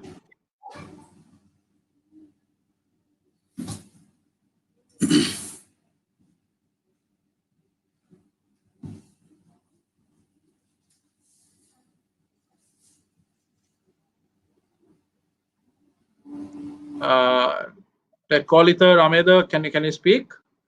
I think your presentation is live. We can see your presentation, and the judges are ready to go for marking as well. Just trying to check your sound check. Check. Can you hear me? Yes. Yes, now. Yes, all good. So you're good to go? Yes. Good evening, gentlemen. So my partner Rameda Thuradine will start the presentation, and he will come where my expertise will work on. Rameda, are you there?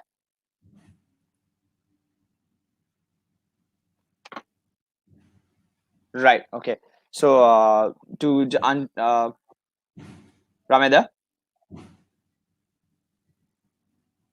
Rameda.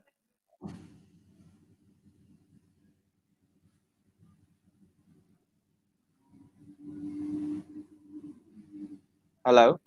Hello, am I audible enough? Yes, Yes. yes, Yes. right. Yes. Go Right ahead, now. So Rameda. Go just ahead. your 5 minutes All right. starts now. Please go ahead. Through the eyes of my own son, I do see a robot, rather a machine in 10 to 15 years' time. I walk into an office, all are like working machines. Attended the family party, all are busy on their phones. What's news? Instead combating the poor dying in hunger, they sent a multi-million-dollar aircraft to drop thousands of dollars worth bomb on a city with people whose daily earning is less than $5. Amidst all this, Corona came in, probably the biggest threat to the mankind that our generation is facing.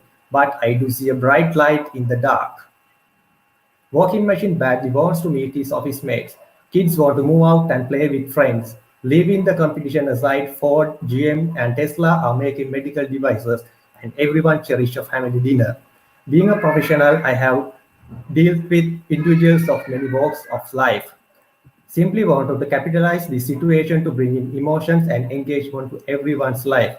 So we compiled the Team QLE in order to offer a whole family experience of the right blend between technology, action, nature, and adventure.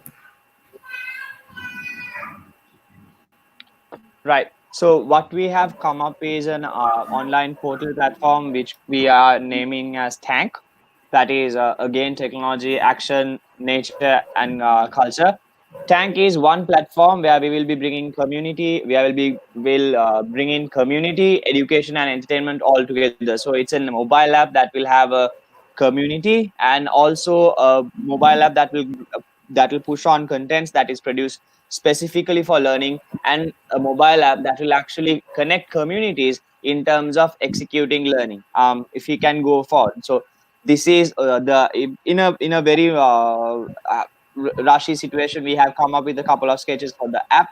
So it will be mostly connecting people one to another while they are engaging in experiential learning things, how they can build a community and how they can actually learn and also re-engage in what they learn and implementing. So we are looking at interests, so interest of people and what they can do. So starting from gardening all the way to personal development, dancing, music, every single thing they can learn, and as a community they can get together and implement. And this is what we are looking at: a total holistic community engagement while in and out of a lockdown situation, where, like Fatih previously said, nothing is going to be same as we have been. So it is always how we are going to look at things with a different perspective.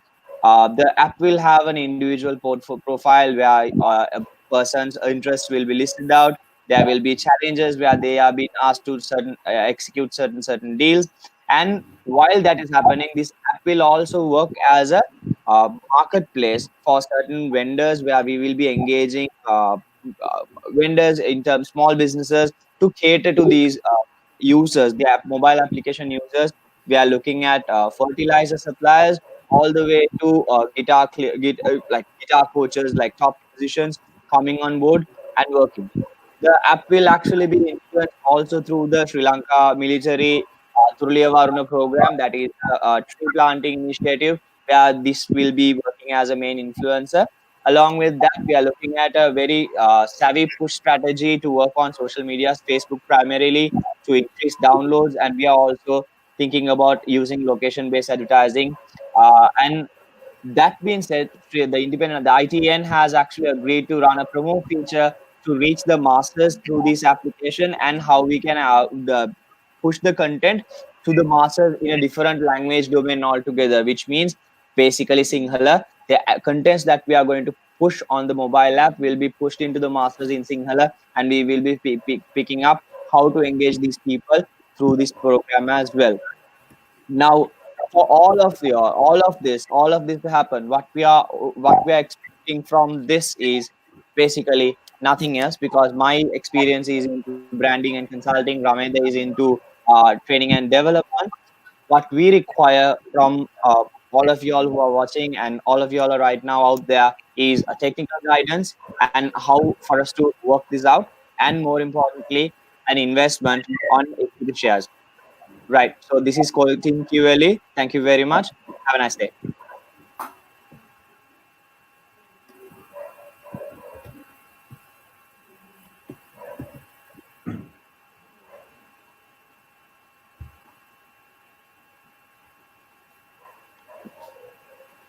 Fawaz?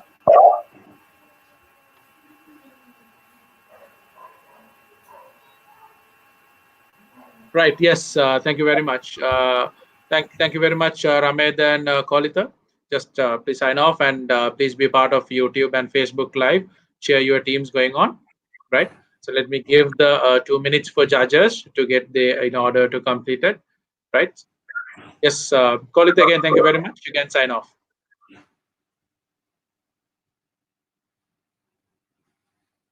So while judges working on the back end judging, let's also get the other presenter online. So he's Arsha from help.lk, right? Team, just slowly board Harsha. Yes, great.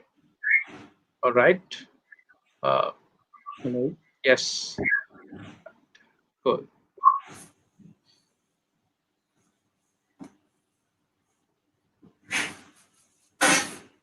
Hello.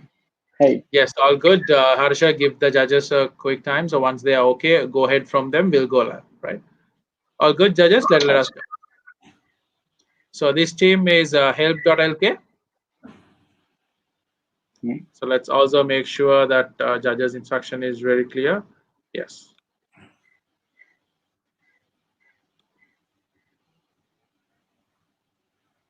Great. I think judges got it right. Okay, all good. We can go, yeah? Okay. Awesome. So, okay. hi, Harsha, my name is now. Harsha Begunasegar, and I am the founder and the CEO. Sorry? Start now. Right. Okay.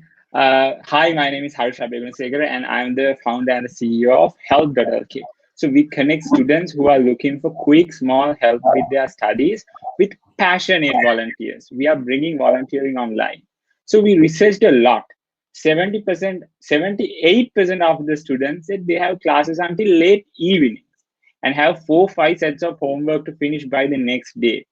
Most of them work until the midnight, and I was there too. So even with after school support or tuition classes, students don't have on-demand help when they need it the most. So we are not only talking about the students from Colombo or Kandy. So my teammates who are from Jaffna said this. So like you guys can read it. And to mention, there are families who can't afford any tuition classes. These students struggle a lot to learn, but fortunately, I'm also surprised due to globalization, most of them have mobile phones. Even every village library has an internet connection with computers. So this is why we built help.lk, a platform to connect students who are in need with live volunteering tutors under 5 minutes and any time of the day. Our platform is 100% mobile optimized, and it also works in any device in the market using a very little amount of data. So every revolutionary product has a start. So this is our start. So language options will be rolled out in our next versions. So why is this the right solution? So for that, we brought 3 reasons. First, our research showed most of the students study late at night in their homes. This is when they need help the most. Help's on-demand help makes sure we can reach students like Gaia. She said she usually study until 12 to 1 in the midnight and study for more than 14 hours a day for her A-levels. This is a real story. So the second, we rely on volunteering tutors who we train and certify via our platform. They can be from anywhere across the world. So before you ask, yes, there are enough volunteers, because we design our volunteering opportunity to be so flexible, even busy professionals can take part, and we can have a leaderboard as well. So third and finally, we can scale to help all Sri Lankan school students on demand. Actually, on demand, I mean really on demand. So our model, we have two stages. At the first stage, the platform will be completely free. In the second stage, we will introduce a coin system where students will get 15 coins per week, which a coin is equal to a help session. If they run out of coins, they can top up. Also, we will know all the questions a year 10 student or a year 11 student find difficult. And yes, we respect everyone's privacy very, very critically, and we take it very seriously. So our goal is to help students 100,000 times with their small problems and be 100% financially sustainable in 2 years. So we spoke with so many users in the last 2 days. So these are like some of the comments we got. Third one is my favorite. Cute, Danik. Yeah. So we invite all of you who's watching to register as a volunteer to help the kids succeed. If you are a school student, please do request any help you need in our platform. Lastly, we believe every student must have the ability to seek help when they need it. So this is my team, my amazing team. They worked so hard, and yeah, thank you very much for listening. I have like 1 minute left, but yeah, we can move to questions.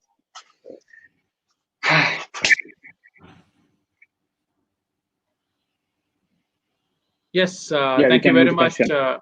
Harsha. Yeah, I think as okay, you just got 30 seconds, right? I think it's good job, good show, right? Thank you very much, right? Let's give the judges a 2 minutes to complete, and Cool. let's go forward, right? So you can sign off from here, and please do stay tuned in with our other platforms and share the other presenters. Thank you very much, Harsha. Okay. Isn't there a questions series? No, as you've been watching the others also, Okay. it will be 5 minutes, and that's it. Awesome. No worries. I think Thank you you. probably covered what we Bye. have to say, and judges with experience they would have captured. So no worries. Fingers crossed. All the very best. Awesome. Right? Stay tuned. Bye. Thanks. Good job, Harsha. Yes. Just judges, please take you 2 minutes, and let's get the. So next will be a scope layer. Right? Can we slowly onboard the scope lawyer team presenter, please? Hi. Yeah. Jai Praveen, please mute your mic for now and get your screen shared. We'll get the judges to be completing the other form, and then we'll give it a go ahead. And all the audience who is out there, thank you very much for cheering. And I see a lot of lively comments from cheering up the presenters and the effort, which is really great. So please keep giving this support and get this going, and also share it with your potential other friends, or bring more people into this so that they can also witness. And people out there who is watching this presentation for the first time, you can also understand how much of effort they have done in terms of presenting. And anything of first time only comes one time, right? So the entire experience for us is the first time, and this the first time experience comes only once. Let's enjoy this experience going through the process, right? Yes, I think judges are ready. Jay Praveen, once you are ready, let us know.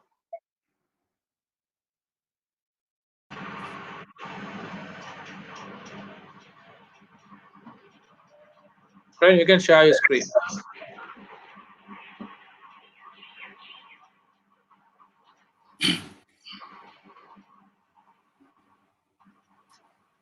Yes. Right. Great.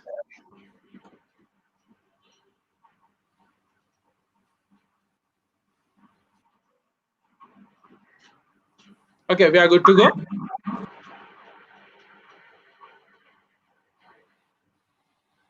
Praveen, you are good. Do you need any assistance?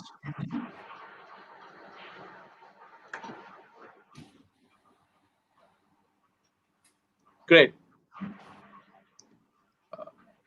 Praveen, you can hear, right?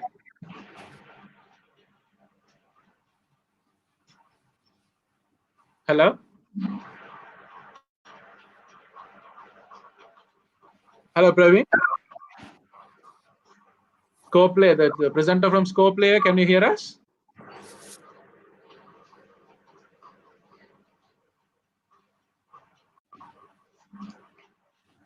All right. So, Fawaz, can I start? Yes, I was just waiting for you. You can hear me, right?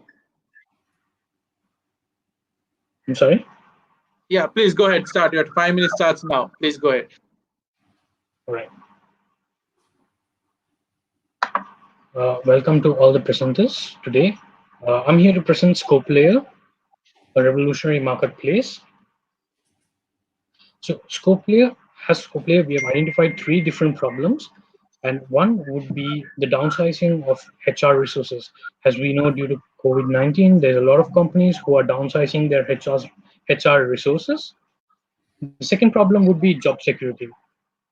As working class people, a lot of people are having questions on their job security. So, and the third problem would be long-term hires, what companies are looking at as more profitable rather than short-term hires. To eliminate these 3 problems, we are looking at 3 different solutions which will be provided through our mobile and web-based platform for businesses to connect with skilled freelancers. The first solution would be providing a quality team to work on projects that are being presented to us by multiple businesses. And the second solution would be providing freelancing opportunity to skilled workers. And the third would be an opportunity to learn and evaluate themselves as freelancers, which would help them further in getting evaluated as successful freelancers to work on projects provided by different businesses. So here you see the conceptual validation that we have done by the community, and we've used 2 different platforms. One is Facebook, and the second one is is Google Forms, and you can see the response that we have received for the last 24 hours. Moving on to the market validation. So currently, on end of 2019, the unemployment rate of Sri Lanka was at 4.8%.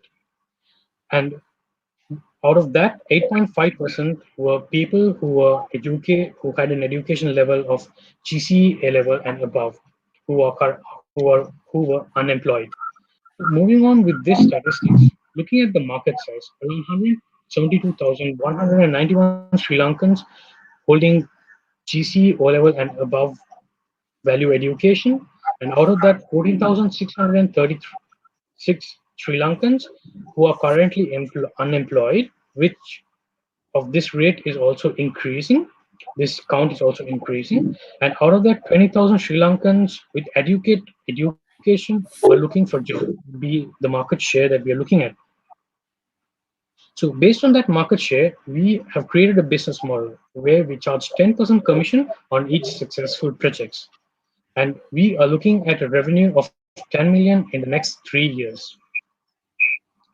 So this would be a mobile-based platform of Scope Layer. And this would be our desktop solution for Scope Layer. So looking at the market adaptation, we are targeting monthly events such as job fairs, magazine launches, college events, and more. And we're also looking at partners who would be collaborative, such as magazines, local channels, salon of chambers, and local business chambers. And we also get skill training providers from Vocational Training Authority, Univotech, and other government industries. So as you see here, I have provided an analysis, a competitive analysis with our competitors versus on low price versus full services. And you see we stand as a much more open platform with a lower price compared to the other competitors. So these are the few competitive advantages that we are currently looking at. And one would be a Sri Lankan based context platform. And we also provide a learning platform where freelancers can learn and evaluate themselves. We also ensure quality and time for projects that are being provided by multiple businesses. And we also do portfolios and rating of scores for multiple freelancers. And we also have a minimal service charge compared to our competitors. And all transactions that happens in our platform based on a local currency. Moreover, the platform is a very lightweight and a easy use platform for all our freelancers. So this is the team that helped me to create this project, and we are looking to make it more successful. Thank you. Thank you very much. Sharp on 5 minutes. Great. Good show. All the very best, judges. You got your 2 minutes right now. Thank you very much, Praveen. Sign off and just keep the team going up in the other social media. And yes, I see some really good, appreciative, motivating comments from the audience out there from live, supporting their team members. That's exactly the team spirit that we want. Please, when your team member presenting online, so make sure that you give the support from your moral support from anywhere you could, right? Yes, while the judges are working on the other two, marking the particular online schedule and the scheme, let's slowly get on board the other speaker, the presenter for the day.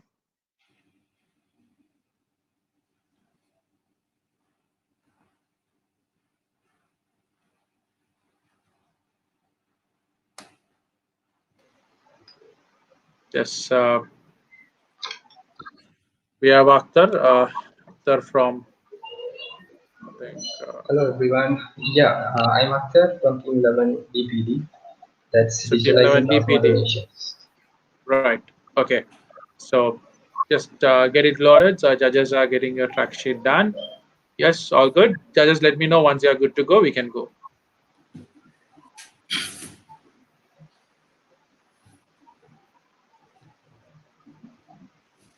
Yes. All good, right? Yeah. All right. Okay. All the best. And your 5 minutes starts now. Rock. The stage is all yours. Good evening, everyone. Yeah, this is Team 11 Digitalizing Plasma Donations. On behalf of my team, and I'll take a couple of words. And the idea is basically transferring plasma from recovered COVID patients to critically ill patients for the treatment. As we all know, even though it is clinically in trial, globally it has a very good response and very good effective. It has shown very good effectiveness.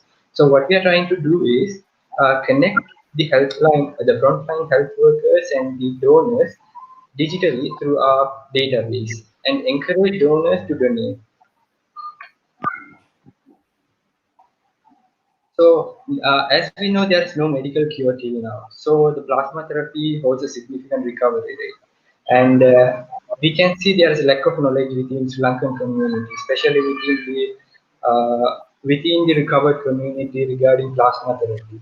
And so, what we are trying to do here is encourage the recovered donors and those who are affected to donate plasma through our digital platform and make awareness programs and build a bridge between the health workers and the donors in order to overcome this issue.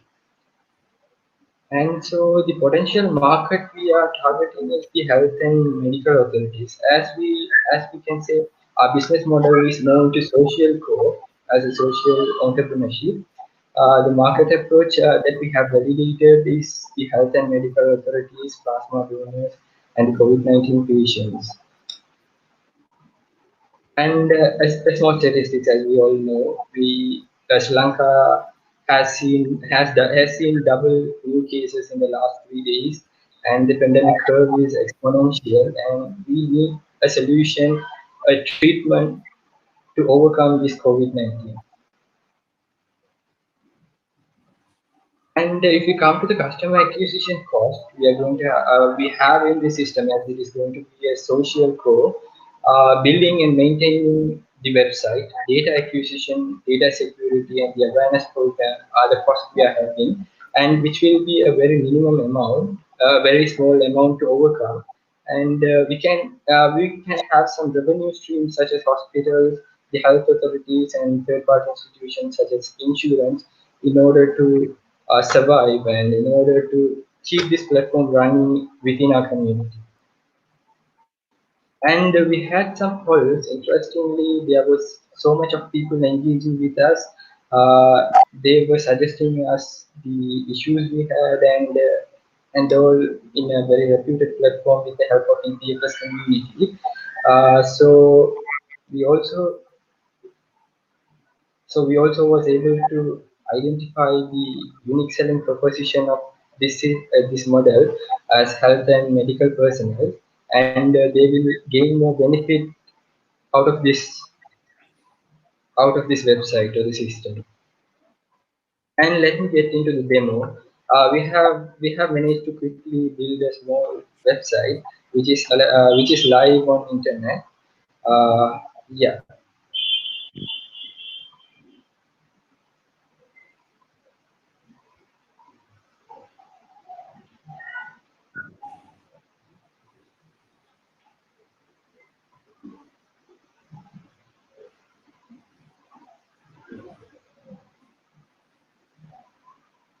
Sorry for the late. There was a small issue in loading the page.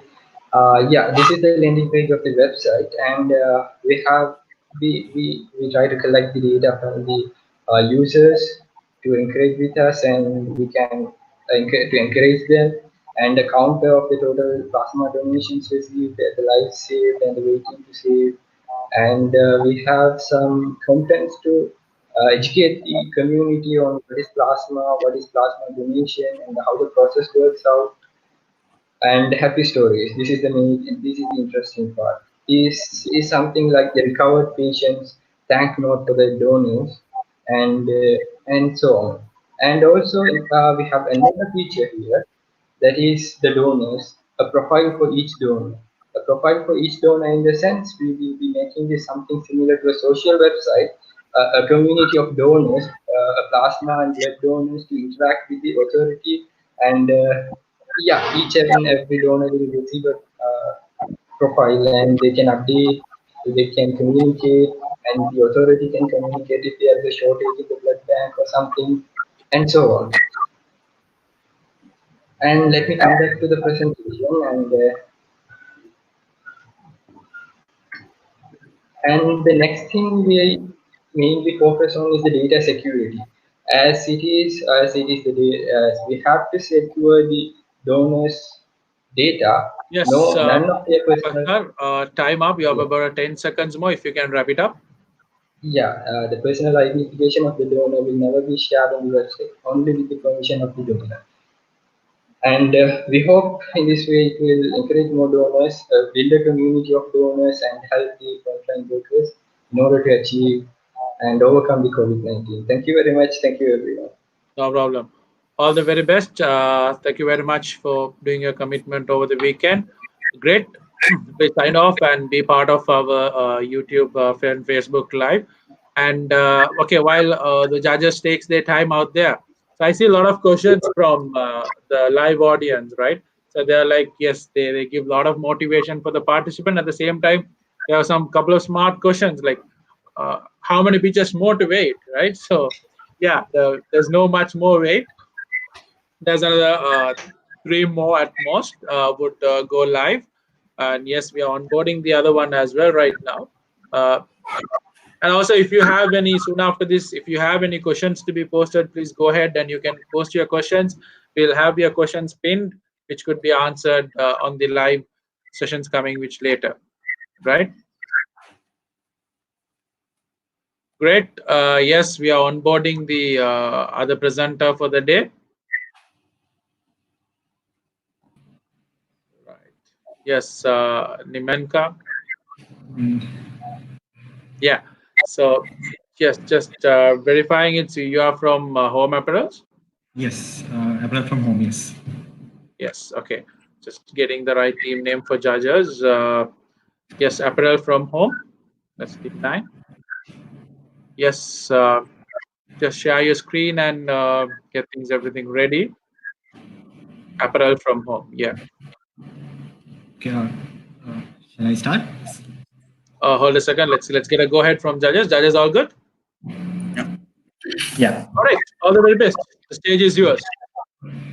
Hello everyone. I'm Nimnaka from Team 17. Our product is apparel from home. As we know, more than 30% of Sri Lankan apparel workforce will be losing their jobs because of this COVID-19 outbreak. This is more than 300,000 employees. What are they going to and how are they going to earn money to their families now? We also see a scarcity of clothes and personal protective equipment. As a solution, we Apparel from Home will be bringing the apparel makers, raw material suppliers, clients to one place while empowering community women.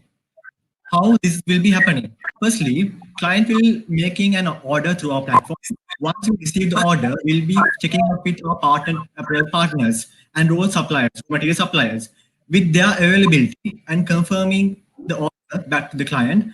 Upon the order confirmation, we'll be receiving an advance payment. Apparel from Home team will be allocating resources and order to the relevant apparel partners according considering their geolocation. After that, after the order completion by apparel partners, we will be doing a quality check. After that, we'll be sending our order to our client. So in here, you can see our key stakeholders while we build the common platform.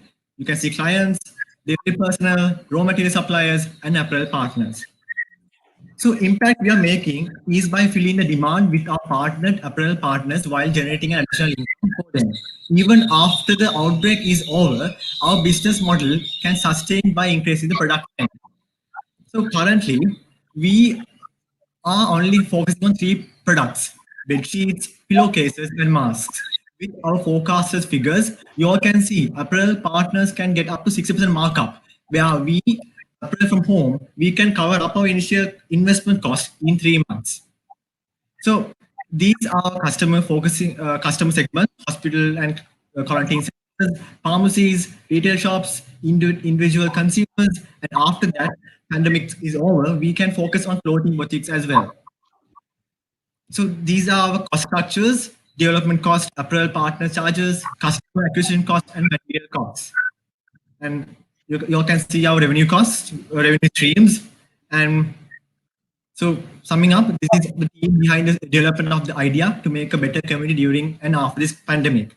So everyone who is watching, this is an opportunity for you all to join with us to help us to make the better community. Over to you, Faiz. Sorry, you got more time left, close to 3 minutes, 2 minutes extra. Judges, in case you have any questions to extract something out from, you can go. I can just give up to 2 minutes for you, in case if someone has. All good? Right. Looks like you are good. All the very best, Alminka. Just go back, get things going, get things moving from there. Right. Great. Yes, the judges will do the needful on the commenting sheet.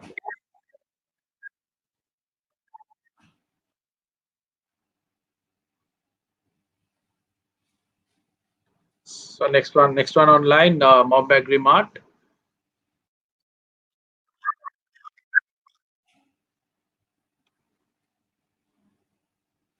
Sure.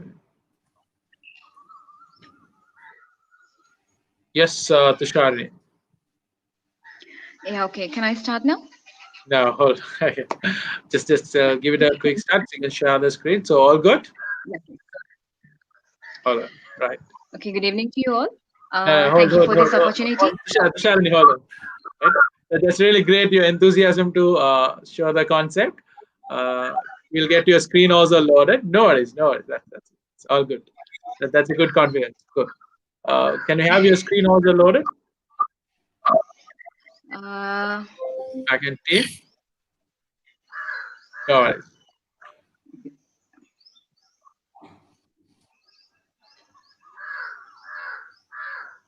Just to make the audience interesting, where are you streaming from? Where are you from? I'm from Jaffna. Okay, from Jaffna. Okay. Great. Yes. Team, can we get the? Okay, fine. So the team is getting the is agree mob. The team is agree mob, right? Yeah. So that is.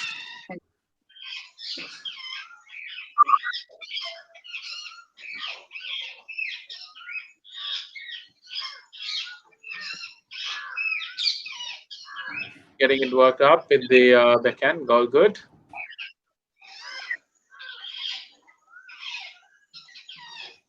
Yeah, so that's which is highlighted back, all good. Yes, great. Yeah, just a few more minutes to go live. All right, so just while we get to your screen loaded, let's also make sure everything is in line. Getting a lot of live comments. Right, sorry for the technical struggle we are having, guys. Right, all good, great. Yes, okay. Let's get little more engagement with all the technical supports going in. Okay, just a very quick one. Yes, Sharanyan, right? Or how do you see? How is it going so far?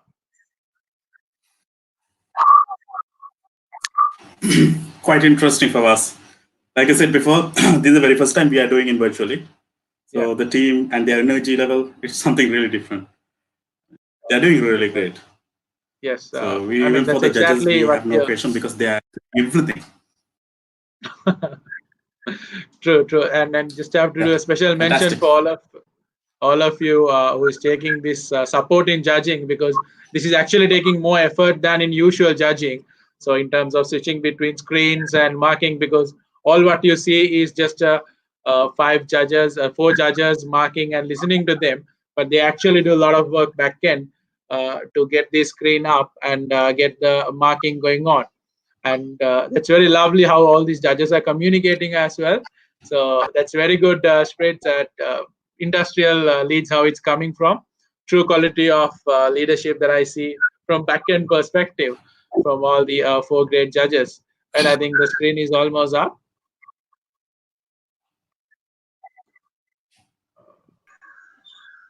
Yes, brilliant. I think we are all set. We're all set and good. Yes.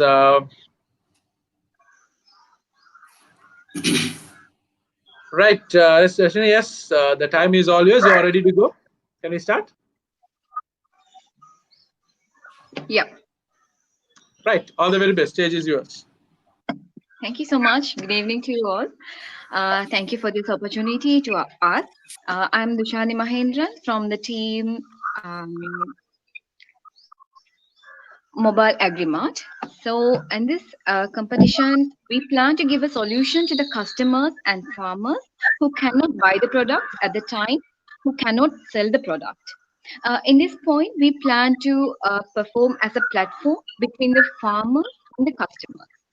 So we all know that during this lockdown period, we are suffered to go outside. This is not safety also. And also it's really hard to buy the essential things according to our needs.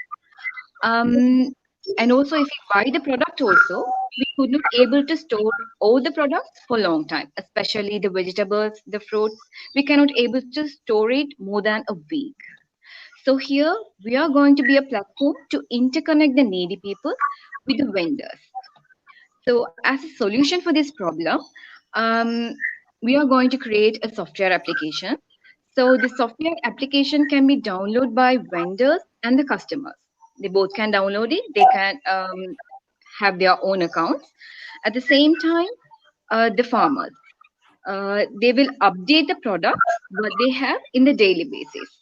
So the customers can purchase the product from the farmers. So it's like this, like vendors, there are so many vendors, like they are farmers, they have their account and they will update what they have on their account. So the customer can see which vendor has which kind of vegetables or fruits. They can order it from them. They can order it from one farmer, or they can order it from many farmers. According to the order, the delivery charge will vary. So if they order it from one farmer, it will consider as one delivery option. And if they order it from many vendors, it will consider that much of delivery. So this is the thing. So here there is no more supermarket or no more any other intermediators rather than us.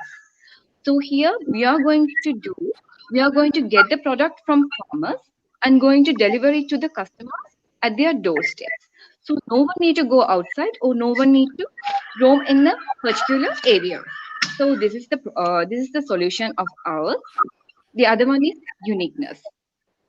If we consider, there are no specific apps available only for vegetables and markets. There are the second one is people will get the delivery at their doorsteps. So through this, people can save their time. They can avoid the crowd and traffic. At this point, we know that how should we separate ourselves from others so we can avoid the crowd and the traffic. The third one is customer can track the delivery vehicle. So at the time of the order, they will know that where's the vehicle now, at what time they will delivery, where are they now. All those things they can seen by the customers. And also customers can give the rate to the farmers. So if the farmers provide the not good vegetables or fruits, they can give the rate. At the same time, they can write the comments about them. So for that reason, they try to provide the better quality fruits or vegetables to the customer. The next one is the business plan. Our business plan is a hyper-local business. If we consider in Sri Lankan population, there are 21.4 million population. The active internet users are nearly 8 million. So in the following way, we are going to take the profit from the profit. The first one is get the commission from the farmers. Like according to the order getting farmers get, through that we are going to get commission from them. And the second one, we are going to charge the delivery charge from the customers. And also, if they cancel the delivery also, we are going to charge from the cancellation fee from them also. The other one is the competition. What are the competition we have? The first one is the vegetable and fruit markets available time. The other one is there are available apps like snapcart.lk, yamu.lk. If we see the difference between us, our application and the yamu.lk and snapcart, they are going to receive the information from the customers and they are going to buy it from the supermarket or some other shop. But here we are going to buy the product from the farmers and going to sell it to them. So the last 30 seconds. Yeah. So in this way, we are verified from our competitors. The future plan is initially we plan to start it in the Colombo side area. Then we plan to expand it throughout the country. So the other one is update this inventory-based business model. So this is our project, and thank you so much. Great. Thank you very much. Good show. Yes, that's a good presentation. So let's head it back to our panel of judges and the audience out there and everybody. Just a very good news. The last pitch is going to come up now. The one last pitch to be judged, right? The one last to go live. And I do also see a lot of comments about the judges' commitment and also the organizers' commitment. That's really good to see how the appreciation is working around. Thank you very much for keep supporting the community-driven initiatives that Techstars and the ecosystem behind is taking up. Yes, the team. Can we have the one to be loaded, the last one? Chandana, yes. Chandana, you are from the team? Yes, the team 19. Right, team 19.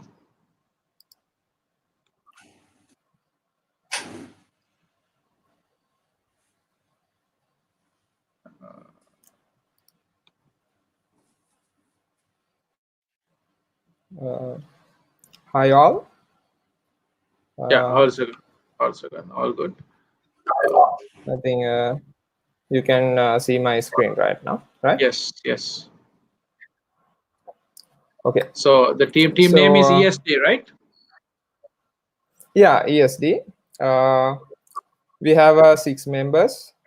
So Okay, hold on. You're all good to go?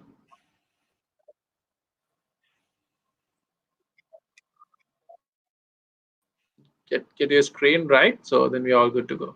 Sorry.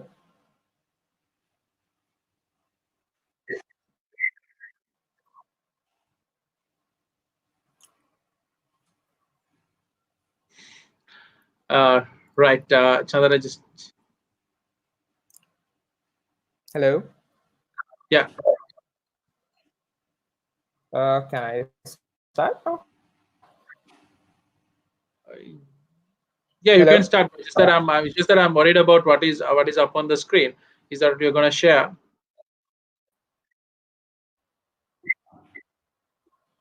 Share your presentation, Chandana. We are Okay. still on the stream here. I'm Chandana. I'm from ESD. Chandana, can you hear me? Yeah, I can hear you. I shared my screen. No, you have shared your screen, but not the presentation, Chandana.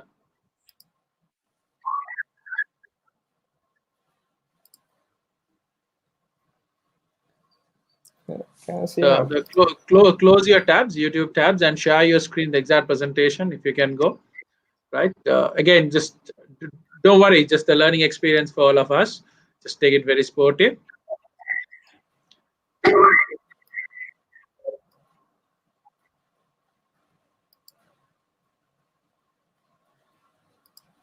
Yeah.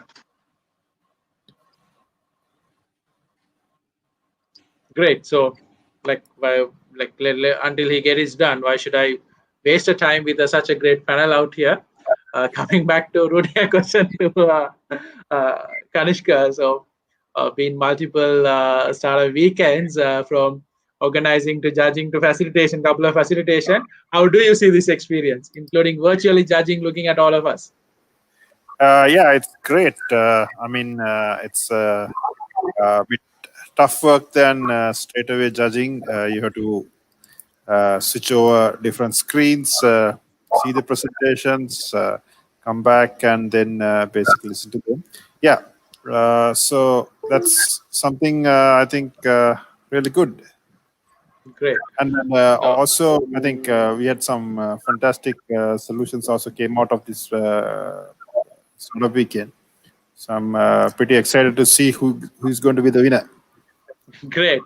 So again, that's all in all of your hands. Just putting it back to Heminder very quickly.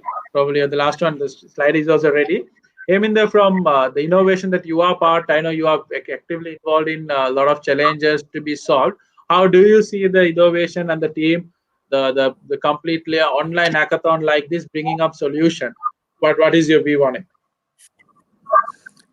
Yeah, I think not the ideal solution, but I think given the situation, I think it's really good. I mean, full credit to people behind Startup Week and putting up this together and coming up with something that we can really look at a solution for this huge challenge that we have in hand. So I think I'm really interested with all the solutions that have come, all the products that the teams have been talking about. So personally, I would like to really not only myself but the organization that I represent, would like to support most of these ideas to take to the next level. Thank you very much, Heminder. That means goes a long way, and also just giving a credit back to our great panel of mentors, which I'll name them after towards the end. But all of the mentors made it possible to do validation. Yes, the screen is up, and Chandana, the time is all yours for the next 5 minutes. Rocket Mail.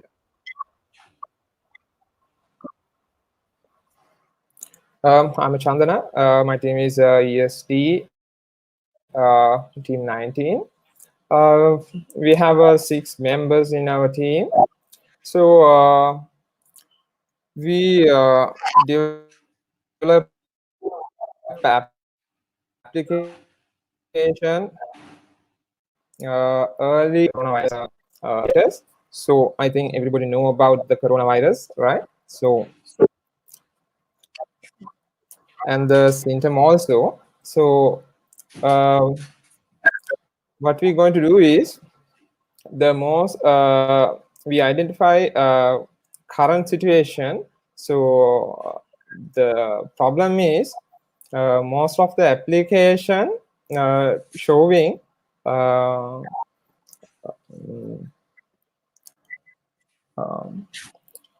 only affected numbers, but we thought develop an application to identify the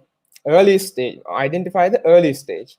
So it's like some kind of sickness symptoms come, then people can update their health through our application.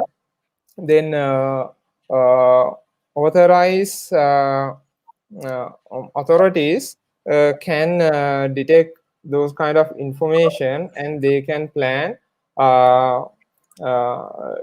do, they can plan to mitigate the risk. So how can we stop the spreadness in coronavirus? So in our application, collect the information through the public, and we'll provide those information to authorities to get some decision to mitigate the risk.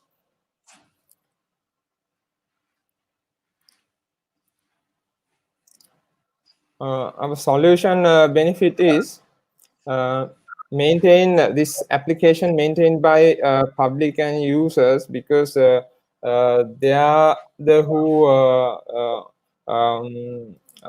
putting information, so they can put their sickness levels and symptoms into this application. Then those informations we provide to is authorized parties. It's like health can easily identify which area have a risk right now. So then they can easy to make their plans. Yes, thank you very much. Great show. Time's up. Just all good. You have nothing major to cover, right? All good, right? Sorry. Time's up, brother. Is there anything major you quickly want to say? Right. Yeah, this is the simple Just application. go through the slides as an opportunity. Just go through the slides and show them what you want to say. Yeah, we make the prototype also, so it's users can easily logging with their mobile phones, and they can get more current situations in the country and the world, and they can update their health and their family health also, and those informations we provide to government authorities, so they can easily make their plans to mitigate the current situation. So, and also we give some other features to Thank you very much. users. Thank you very much, brother. Right. So to be very fair and to give opportunity to all in equal time, I think judges with all the expertise, they would have got the idea that behind what you are trying to pitch. All the very best, and thank you very much. Get back to YouTube and Facebook Live. Let's continue from there. Again, guys, I think thank you very much. We have come to the great 10 features which we have heard, and judges has very keenly gone through them, and all of us who have done towards making this possible. Right. Thank you very much, lovely audience. Okay, what we are going to do right now, we need to have a complete different discussion with the judges, and they need to take that particular judging moderation to take it forward in terms of who are the top three that Sri Lanka is going to pronounce. Right. So we need to give them the time. And judges, like I see only Sharanyan on board. right? Yes, all the other judges did they sign off so fast? Right, all good, right? We are making it going, right? Again, there's a lot of distraction, guys. Sorry, right? Sorry, we are all good to go, and I think with all these obstacles and all what we are going through, what we are putting out is a great show. Yes, I see a lot of chats coming in, a lot of points coming in. Yes, do I have? I have so one more speaker for you to come on board. Just trying to understand what's happening around. Let me keep you guys engaged until we get all the judges backstage and to go forward. I'm also waiting. Right. So we have one more speaker to come online. So I'm just gonna have a quick share about who is that speaker. I'm gonna share the knowledge with you. Right. Okay. Yes. Here we go. Right. Hope all of you can see my screen. Yes, we have Shanuki D. Elvis, who has been always part of our startup weekend in multiple capacity, mostly as a speaker, in terms of contributing towards what a social impact can make, right? So having Shanuki today is totally about what sort of a social impact that we are trying to create, right? And also how it could be streamline all of us towards, because there are a lot of other dimensions to social impact that probably we would have not figured out, right? So with all of that, can I have Shanuki on board? Hey. Hi, Shanuki. Hi. Yes, perfectly fine. So thank you very much again. Thanks for having me. Yes. So how did you like? I know you were going through the presentation for some time as well. How did you see how is it going? Some of them were very interesting. I thought they didn't have enough time because I had so many questions on each and every one. So I guess it's up to the judges to see. I just came in, I think, towards the latter end. I saw the last 4 presentations and they were quite interesting. So thank you very much giving us the time with all this despite schedule. I think you were just after a class or a different commitment, if I'm not wrong. Yeah, I've been coaching until now, yes. Right. So with all those mentality and giving back, thank you very much again. So the stage is all yours. If you could inspire all of us with what we have to hear from you in terms of social impact, all what you are doing. And also would like you to give you a quick introduction about what you do around as well to the audience out there. It will make sense for them to connect with what sort of a context they should be listening to this. Thank you very much. Stage is all yours. Thanks very much. Hi, everyone who's out there. I don't know who is, but hello.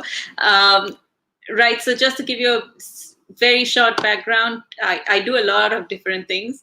And it's a little difficult to define exactly what I do. But right now, at this point of my life, I'm at a phase where I am a consultant for companies as well as institutions. I have a 21-year career history in advertising and branding. That's kind of been my bread and butter amongst everything else I've been doing. But what I did in the last 3 years was I set up and I ran a startup with another larger company and investors. I set up a startup agency where I was very passionately evangelizing for something called cause marketing, because I come from an advertising background where I've done branding and communications both in Sri Lanka and overseas, and I'm also on the side very, very actively engaged in a lot of different advocacies and causes and activism of all sorts.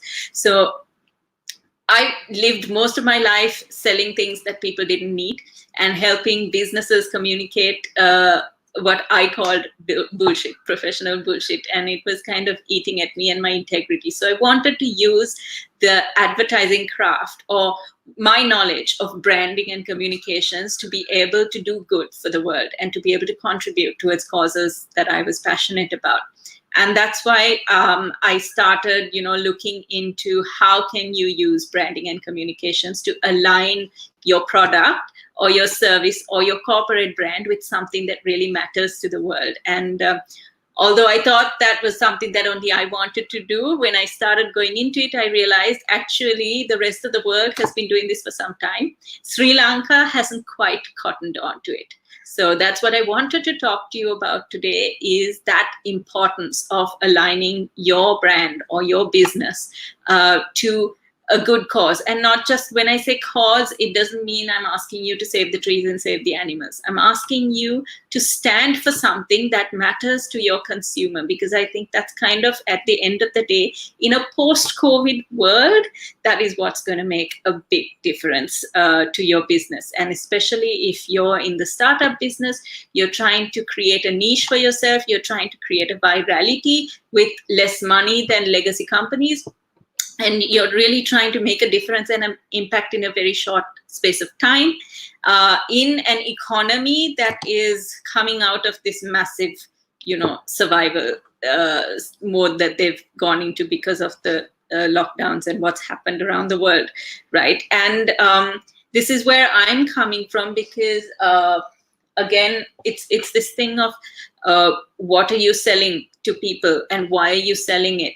And I know a lot of the time with the new age of technology and all these new innovations and technological marvels that are coming out every year, there's something new, and there's some kind of newfangled trend that comes out, and everybody wants to leverage on that and jump on that wagon and create tech and create futures in the way they do business, which is all fine and fancy, right? But then if it doesn't mean anything, and if it doesn't contribute anything, and if you're not leaving the world in a better position than when you entered it, then I don't think your target consumer is going to believe in you for very long, and your business is not going to be sustainable, because it only takes the next guy with the fancier tech to come in and take over. So this is kind of predominantly, this is the basic fundamental of cause marketing, is what is your purpose, the concept of brand purpose or concept of business purpose. It's not, as a lot of Sri Lankan corporates and businesses are doing, it's not CSR, it's not corporate social responsibility, because that's where you just, you might create some sort of compliance document, or you might donate towards doing something nice and then feel very good that you did something nice. It's not that at all. It's actually building your business on a foundation of good, and everything that you do, everything that you stand for, is for this whatever philosophy or cause it is. And the difference that it makes is that then your brand becomes beloved. And that's what you want to do in a post-COVID world, is you want to create brand love, not just come out with a fancy product for the sake of it. And this is not rocket science.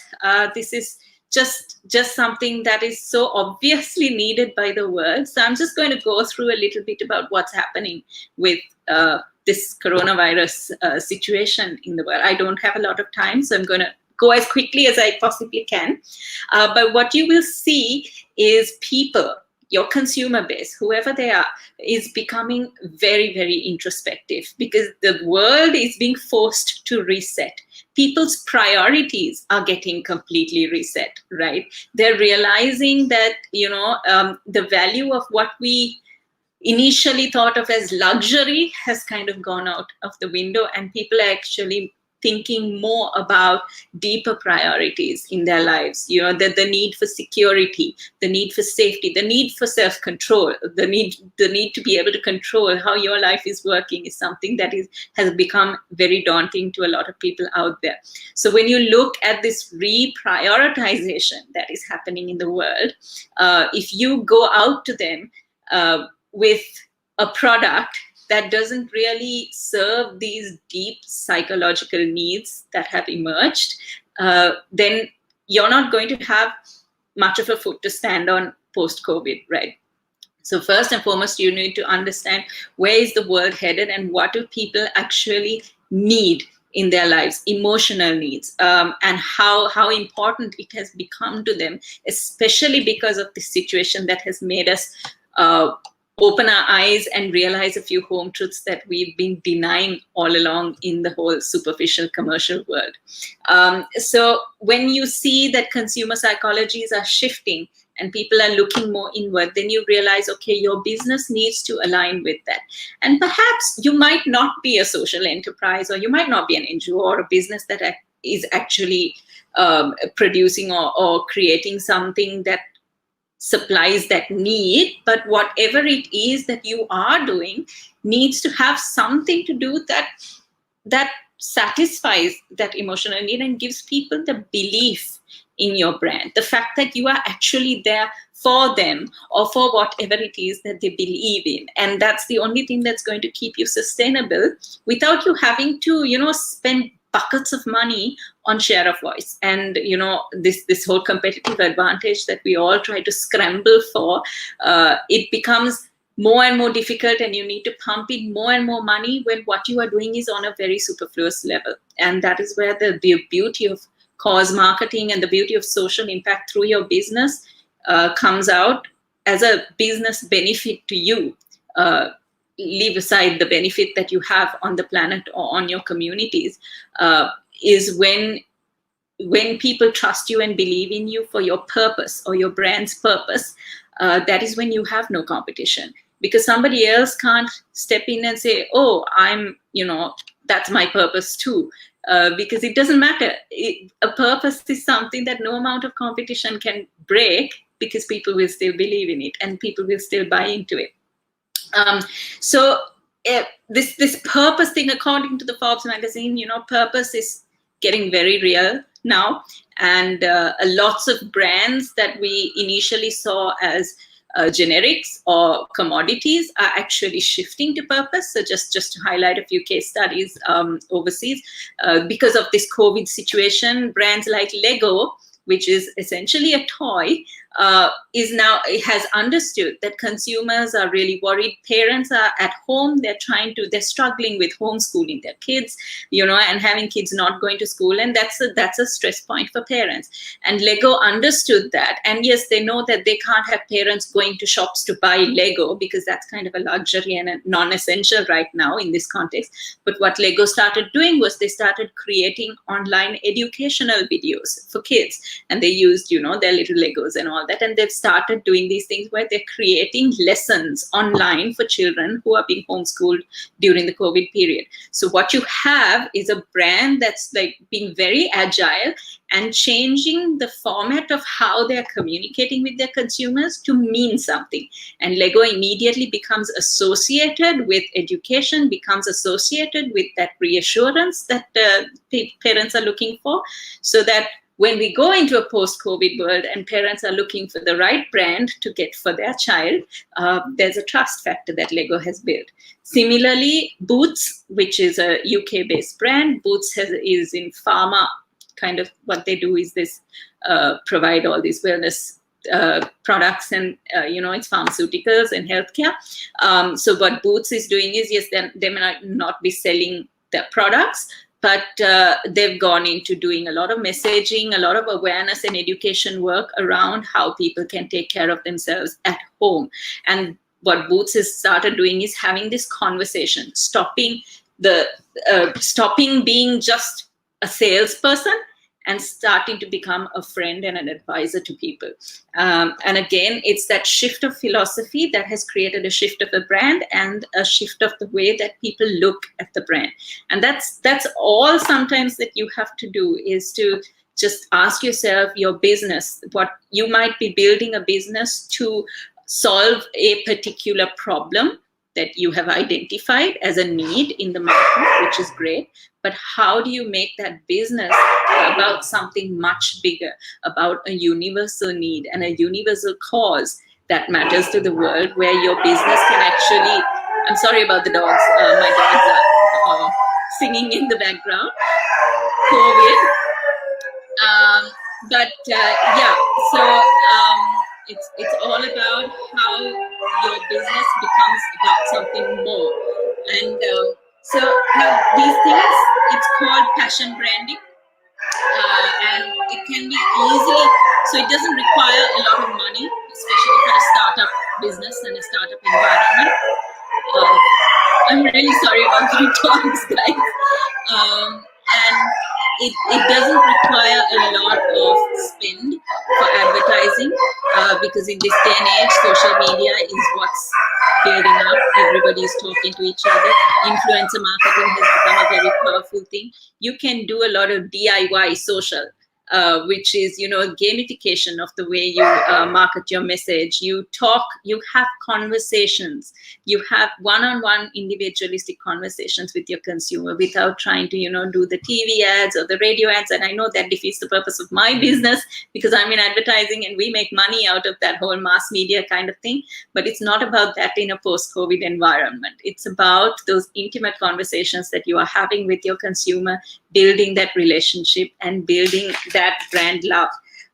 So I'm not going to take much longer, but it's just what I wanted to talk about was to actually focus on this needs-based marketing approach with your brand and with your business, which can make a huge difference to the community that you are serving, and have that service at the heart of everything you do.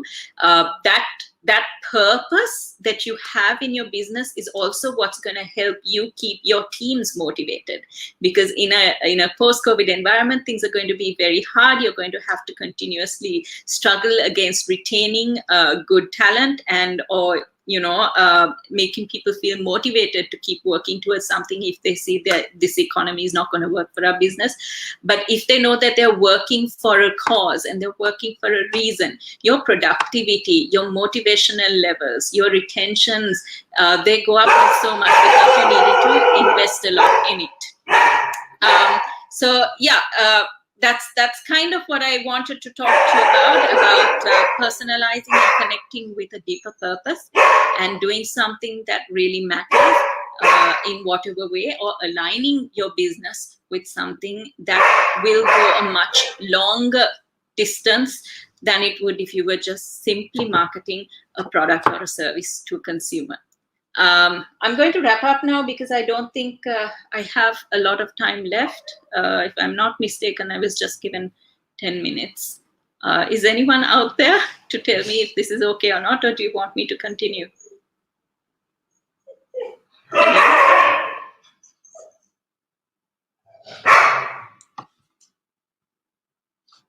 Hello? Is anyone out there?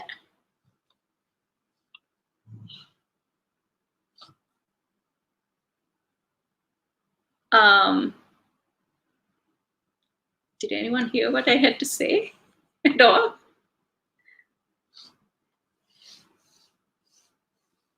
Thank you for this opportunity. I have more that I can share if I only know that I have the time to do that. Oops. Continue. Yeah, so why don't I just take you through, okay, when it comes to social impact, until somebody tells me that I need to stop talking, I'll just keep talking, okay, if that's all right.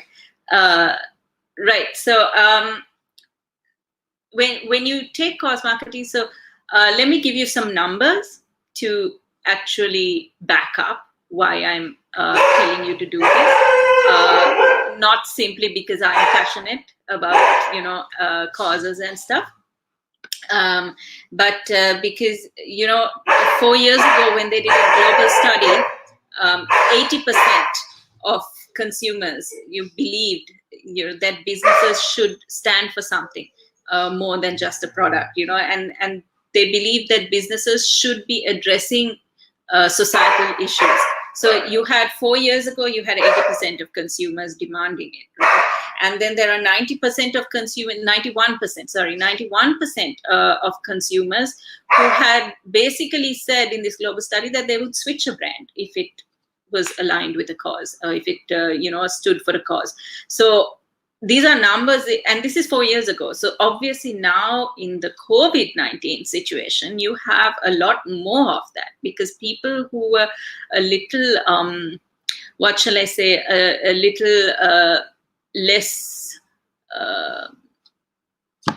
who purchased with a little less thought or a little less care for what was beyond their purchase have now been forced to understand the value of the simpler, truths, home truths, and understand the value of sustainability.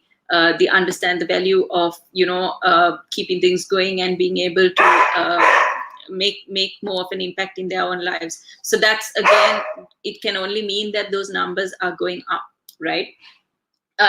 So I'm going to talk about how you as a startup founder can actually align your business, or rather I'm going to talk about it from a branding and marketing perspective, because that's kind of my area and that's what I know how to do.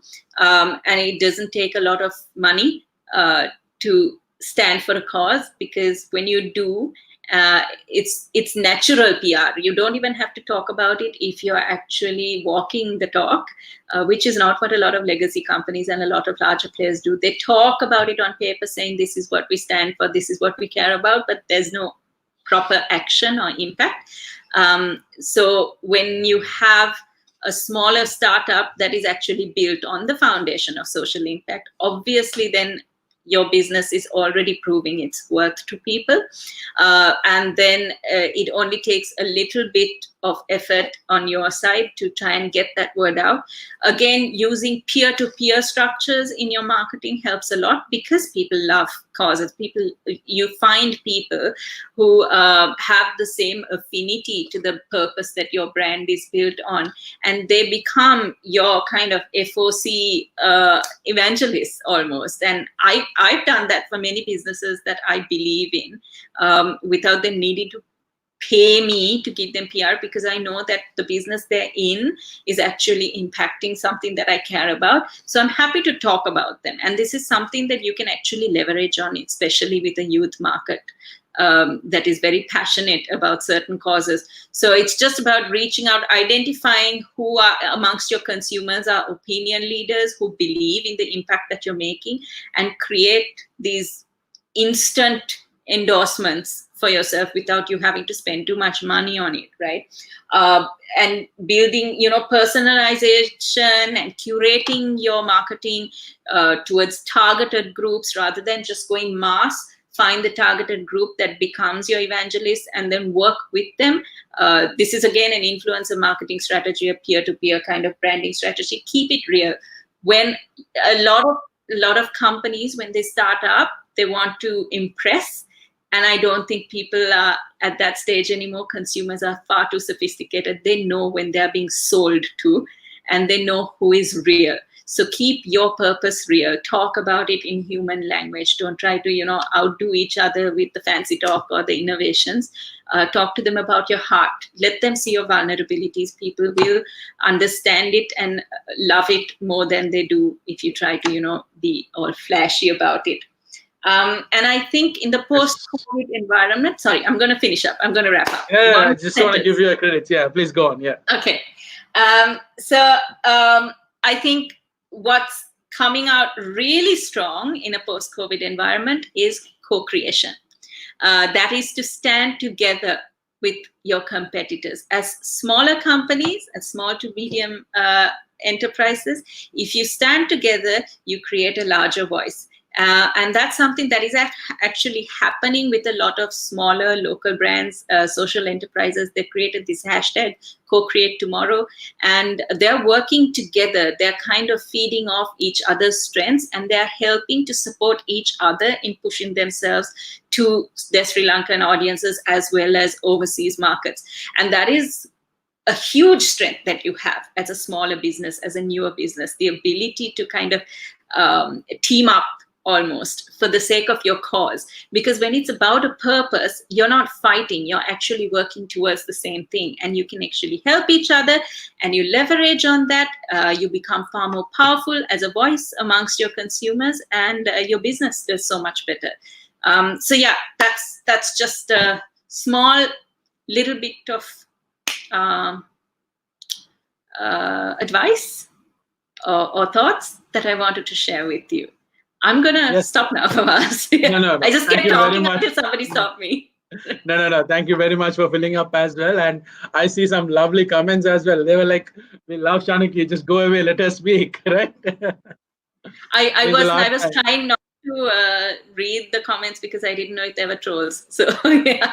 Yeah. But that means a lot. I think the last bit of advice was very apt. Try to be very real. Like, let's not do any branding or marketing which doesn't really sell the course, which is also a social impact, which goes a long way. Again, Shanaki, thank you very much for always You're being part welcome. of like all what we do. And yes, Thank you. Thanks for the let's invitation. look at one. Thank you very much. See you soon. Thanks. Bye. Right, bye. Thank you very much. Okay, guys, that was from Shanaki. Right, I'm just gonna bring back the judges, and we had a very good moderation, and I really like how lively the comment was, which makes again a lot of sense. I'm sorry we had to work around a little more platforms to get this particular judging moderation done right. Hope can I have the judges back, my team? So just want to have a quick words with them. Yes, Jeevan, Kanishka, Sharanyan, and Heminder. Guys, we had a very quick moderation of judging. So before everything, I'm just going to have a few opinion from judges. So let me start from Jeevan. Jeevan, like, how was your entire experience? What do you have to share? And what would you have, if you have to give something back to the community who was listening to you and judging? What would be that? I think the startups were very, very good. I think the ideas that came out of the session were extremely timely, had a purpose, and I think everyone was seeing it from where they are and trying to fix something in society, which is, to the earlier person, the Shanuki's point, there is a social impact in all of these businesses.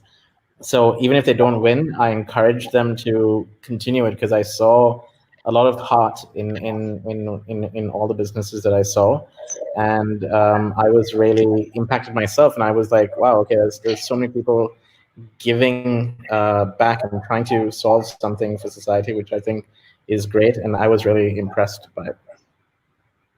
Great. Great. Thank you very much, Jeevan, for sharing that. And also, just for the audience out there, I know Jeevan has a quick run to do, so that I'm going to continue with the rest of the three judges to go forward. Right. So I'm just going to take a quick 5 to 10 minutes to while having the one of the judges on board, and especially Kanishka, Heminder, and Sharanyan, who has also worked very much with Techstars community to be brought into live in Sri Lanka. And I just have to share this. I see a lovely comment that most of the people were like, I chopped off Shanuki, and they're like, they would love to listen to Shanuki, not any of us. So, but again, thank you very much, guys. We'll get more version of Shanuki is coming in, and always stay tuned with Startup Weekends. Okay, let me, without further delay, let me make sure that give back you the perks and what has to be covered. Right, we are good. Let me do this quickly. Guys, there's one more knowledge share going to happen from all three judges who is out there in the screen. So just want to make it apt and done. Can you get my screen done, my wonderful team? My screen with these three phases along with. Yes, wonderful. Right, guys, congratulations for all of us that we have made it possible starting from Friday. There's a lot of energy, a lot of learning, right, which could be done. And the entire experience of making this possible, starting from a conversation which is coming from global, was immense. And thank you very much, the organizing team behind. I'm going to go one by one. My first thank you, right? Thank you to would be judges, mentors, partners, and you. So without any of them, this wouldn't have been possible, right? And also, we should make sure that the technology played a part, but however, it's all the human involvement and commitment made it possible, starting from the enabling of the technologies, right? So let me go one by one. First, our global partners, I always said, so which is going to give you a lot of perks. So starting from Google for startups, and from powered by Neostar, Differential Ventures, and all the other supporting partners, Community Tool, Upwork, Willy, Adobe Spark.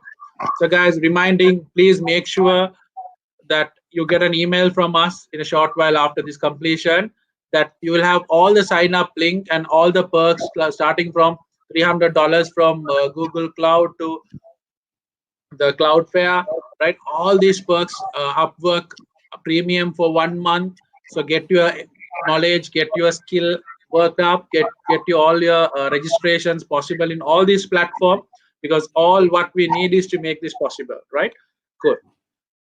And thank you very much for local partners, Hatch, Internet Society, ReadMe, OpenExco, and NCIT from Northern ICT, Founders Institute, hackathons.lk, and as well as CurveUp. So without, and one more special mention to one of the local partner would be definitely EPFS community from Michael Munasinghe, who made it as a validative partner. Sorry, we have not added the logo, but I wanted to do a special mention because he opened up the EPFS community to validate the ideas and get all those thousands of audience in the group, which they could be used it for validation. Thank you very much, Michael. Okay, number one is our community. It's a community effort. It's a number one thing to help you succeed. So we are successfully achieving that. So good luck. Entire motive of Startup Weekend is community, and we'll stick to it. Guys, please stay connected. That's the major source of it, and show your community some love. And guys, this has been the theme of Startup Weekend, Techstars. What I wanted to say you always is this would be the best time that we need to show the community some love or greater love in all possible ways, right? The initiative that we taken to bring up solution to cover up is definitely make sure that we can give some sort of support from our end. And have to mention all the people who got involved had a lot more work to be done beyond Startup Weekend. So despite of all these work schedule challenges and all these are startup entrepreneurs, you can think how much they would be struggling on their own verticals, right? So giving back to them, that is the community, the Techstars Startup Weekend community. Very happy. Right. So before me going into winners, I'm just gonna stop sharing the screen and gonna make a small change and come back to you. Right. Let me do this. Yes, I'm good. Right. Yes. Sorry guys, bear with me. Right. Yes. All right. Hope you can see this. My team, can you get back my screen back into the live? Right. Great. So this is the Techstars Startup Weekend.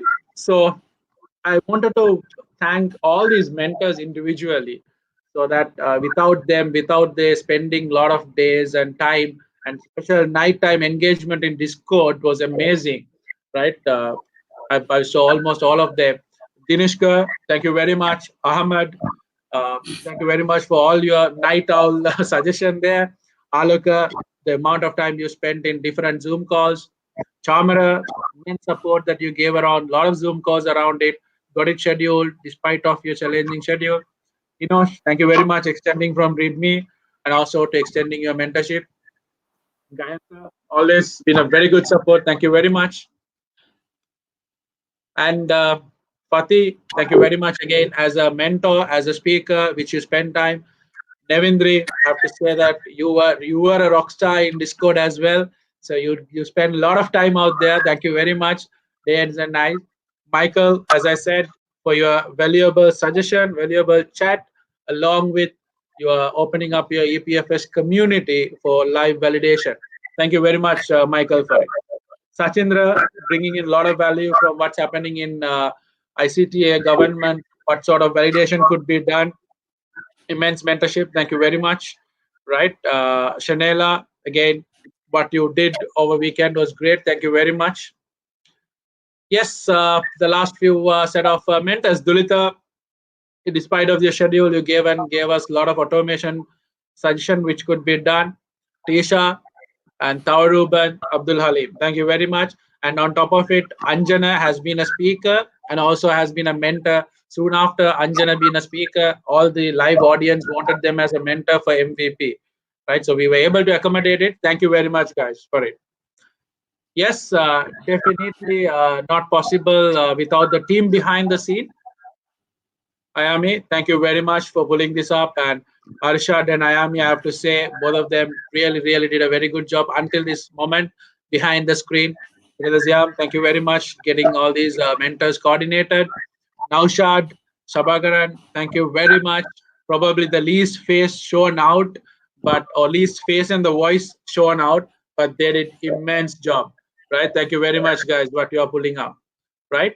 And also the Subeda, Kohulan, Rashmi, again, like all these are the people you see that behind the tech, all the technology, all the live streams you see, right? Rashmi to Subeda, Arshad, Ayami, all of them have been a great support. Kohulan, Lakshan, again, thank you very, very much.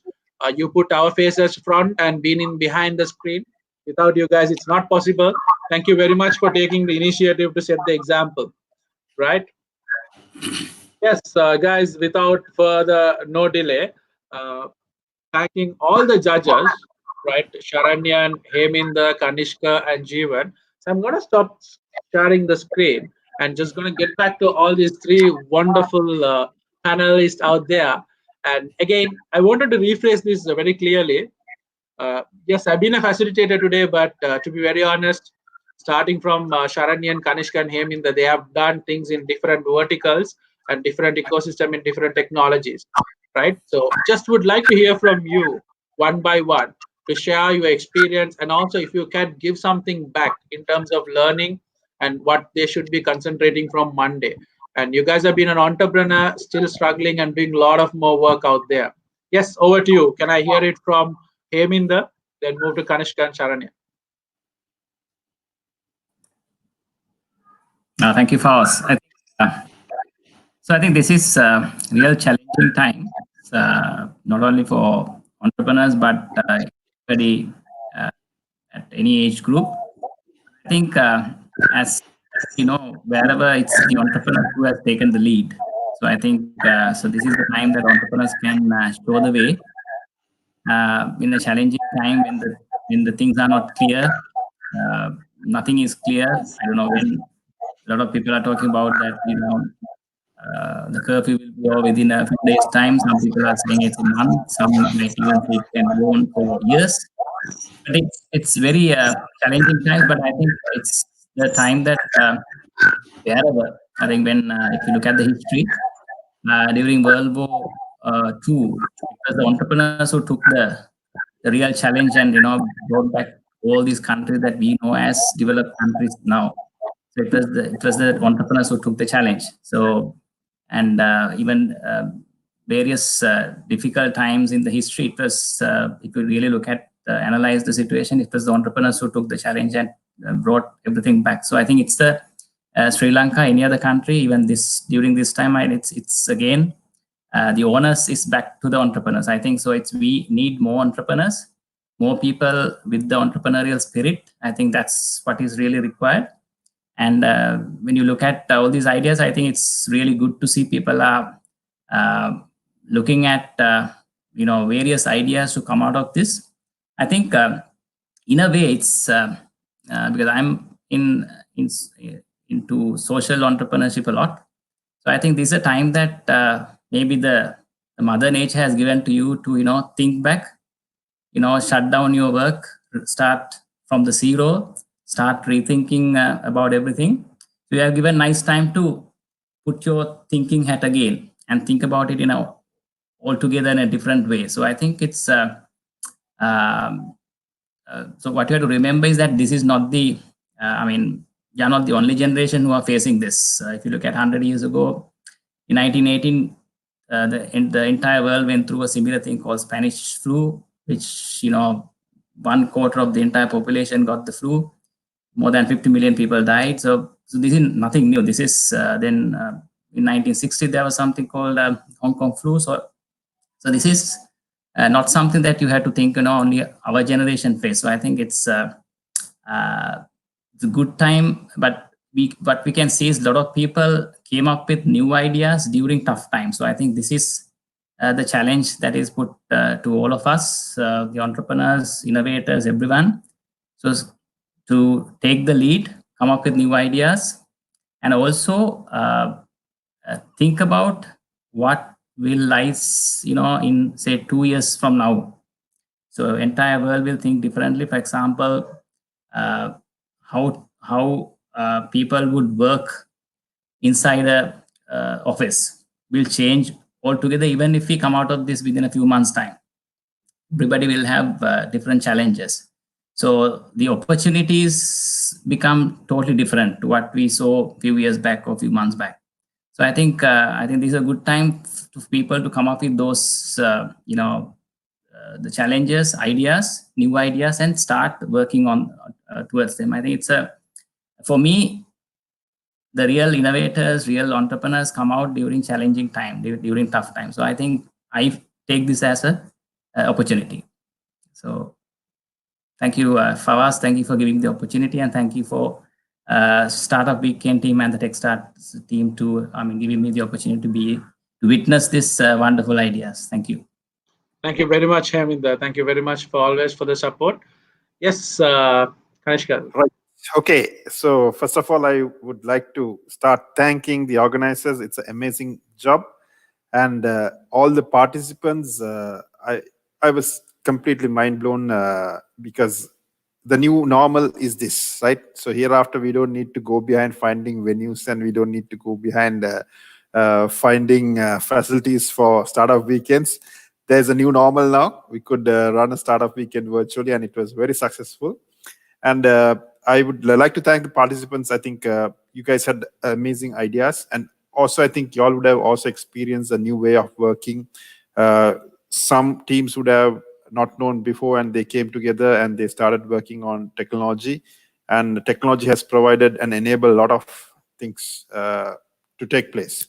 So on the ideas side, I would say, I saw that some great ideas came out from this, especially when you look at the social cause or protecting the humans. So that angle was looked at by a lot of teams. So that's great. And also it came to my mind that nothing is impossible, right? Even with you're from Jaffna to anywhere in the part of the country, that you could collaboratively work and do things, right? And I wish all the best for all the teams, and it was a great participation. And same time, I would wish all the best for whoever the winning teams, because I think we have a great chance this time to tackle it at the global level. So wish you all the best. Thank you. Thank you very much, Kanishka, for being part of us in all possible ways. Yes, Sharanya. Thank you so much, Fawaz. So guys, you made a very fantastic job today. So we have done almost 19 startup weekends so far. All of them are physically we have run the startup weekend, but this is the very first time virtually we have done a very successful startup weekend. And also the team energy and their passion and the enthusiasm, it's something really, really great that I really want to comment about it. So what I noticed, apart from the ideas and all these things, so far we have done 19, but out of 19, there are only very few startup came to the market. But I want to give you a very quick 3 points that maybe you can think about it, how you can accelerate your startup to bring it to the market. So the first thing that once the startup weekend is done, whether you are a winner or loser, so what we are doing, we are celebrating and we are going back to the home. That's it. But I'm strongly encouraging you guys to invest on your time. Invest your time and invest your time with your team. To just talk to each other. How did you meet? Because day before yesterday, you were strangers, but within 54 hours, you became colleagues. So you became a family. So just imagine what kind of world, what kind of lifestyle that we are living in it. So invest your time to learn and create something really meaningful for the society as well as for the country. These are the things that as an entrepreneur, you have to focus. I'm not advising, I'm just sharing my insight with you because I really want to see all these startups to have to come to the market and do something for the country. And so when it comes to startup, it's all about the mindset, like I said before, the mindset. So improve your core, the traits and the values, because that is the way that you can pursue your dream and you can bring your ideas to the market. So try to improve your team value and your ideation stage to the next level. And also, the COVID-19, this is the situation. I feel like this is a great opportunity that we all are having it right now, because otherwise we wouldn't be here, because we always wanted to chase to the home. We really want to be in the home. But this is a great chance. So where we met different people and we did something, we built the product within 54 hours, and now we have a right chance. So use this challenge as an opportunity. This is not a problem. I'm telling you guys, this is not a problem. This is a great opportunity. Steal it, steal this. And the mindset is everything, like I said before. Focus on your mindset, build a great mindset that will help you to bring your ideas to the next level. So these are the things that you barely need to focus. And what's happening in our society and the community, because community really wanted to see you win. We all wanted to see you as a winner. But what we do, we normally think like these are the things that we need to focus. No, it's not like that. You need to focus on the world class. Don't focus on the local. Focus always world, always global. Go global. Bring something. People need to know the product is coming from Sri Lanka. Even the American has to spell the product is coming from Sri Lanka, not any other country. So make the country proud. Do something really, really better, because you have the skill and you can do better. Thank you. Thank you very much, Sharanya. Right, Mizalot. Okay, guys. While I'm having the three people who has helped me or who has done the judging for real, so with them, I am here to share the list of winners. And I know we have taken close to 3 hours, so we had a lot more idea to announce the winners. I'm just on benefit of time and benefit of keeping it interested, I'm taking it all away. So we are supposed to bring all the winners back into the backstage and get them a small interview. But we will definitely do a lot of PR around all these 3 winners, because our intention behind running this for 54 hours, creating values and creating ideas come to real, is to support these entrepreneurs to come back to the market and support. And also, let's not forget the theme of COVID-19 challenge. And I have to be very fair that all 4 judges took that very serious and had a very good debate around it, on what basis. And whoever the team who has not got named today in the first 3 are definitely not the losers. It's just that they were not onto the particular theme that we are looking at, or probably they have a much better chance out there, right? So no one is a loser here. So let's take that particular spirit. And also a very good news, all 10 teams who pitched does qualify for the global give back or global perk from DV Ventures of $500 each. So all this information will come back to you. And thank you very much for being a wonderful audience. So without further delay, my team, can you help me putting up the slide back into the stage along with these 3 wonderful judges we had? Yes. Okay, great. So just want to take this opportunity to thank the judges again. Thank you very much for all the support you have extended so far and going forward. Right. So the coming back to winners, guys. So usually all the people who has been in Startup Weekend knows this is particular the moment that we make it very exciting, very interesting, and the entire flow is a lot of fun, music and everything. So, but having said that, being very responsible and we want to do it right. So let's keep it going. Let's have this going. Right, guys. With again, before putting out any names out, all of you are winners. Thank you very much for us to have this opportunity to inspire you at any cost that we could do. Please go forward. All what we want to give back is make the nation proud. So this is a COVID-19 challenge from Sri Lanka. Here we go. So we have a special mention award, right? So honorable mention. So it goes to Agri Mob, right? So for particular social impact that you have done. So guys, we can do this, right? Whatever we can do from our end. So we want to make it much as better as possible. As I said, I have to say this, my technical team or our team, organizing team was fully equipped to do some good wonders. But again, with time permits, that would take another half an hour to get it going. So with that, we're compromising and going forward.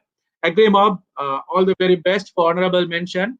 And also there are a few local perks that we will do to make sure that you will also be mentioned in some of the PR, and we'll see how much we can do. And mention that generously, none of the judges spell it out, but they said it to us. All of them are willing to help you in all the way they could.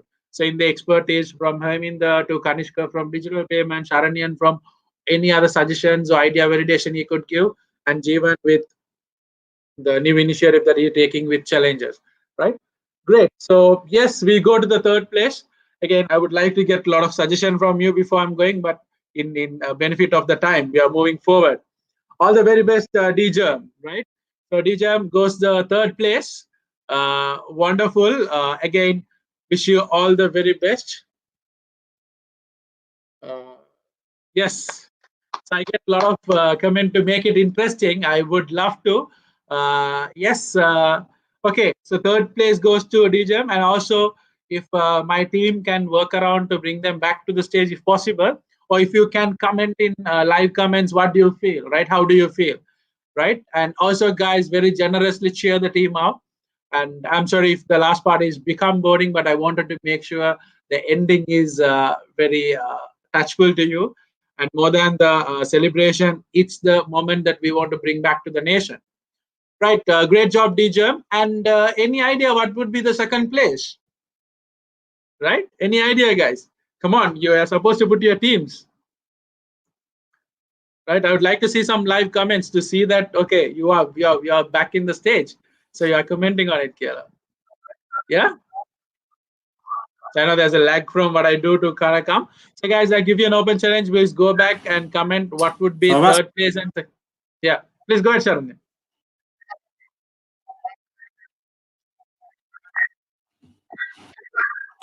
Fawaz, you said you have another meeting by 7:30, but shall we announce it by tomorrow, by the same time?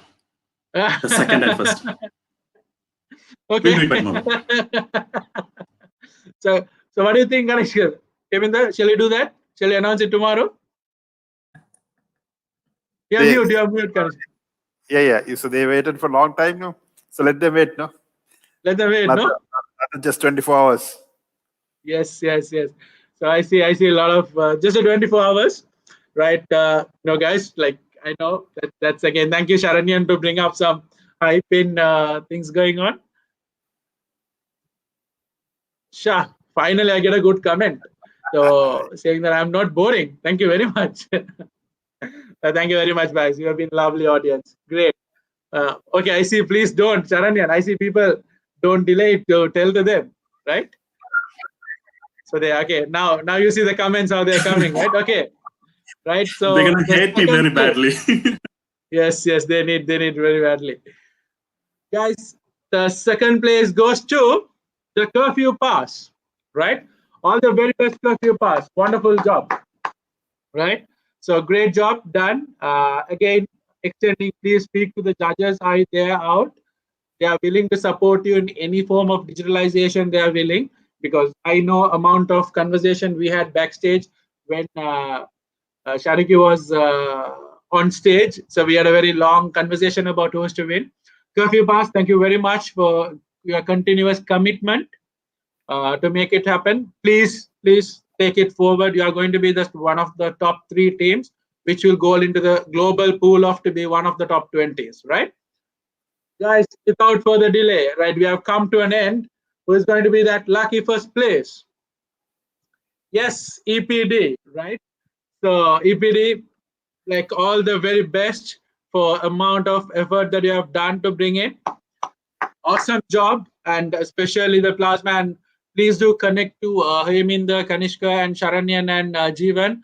They had a complete perception about how they could help you further scale, and they also understand amount of problem that would have in terms of realistic.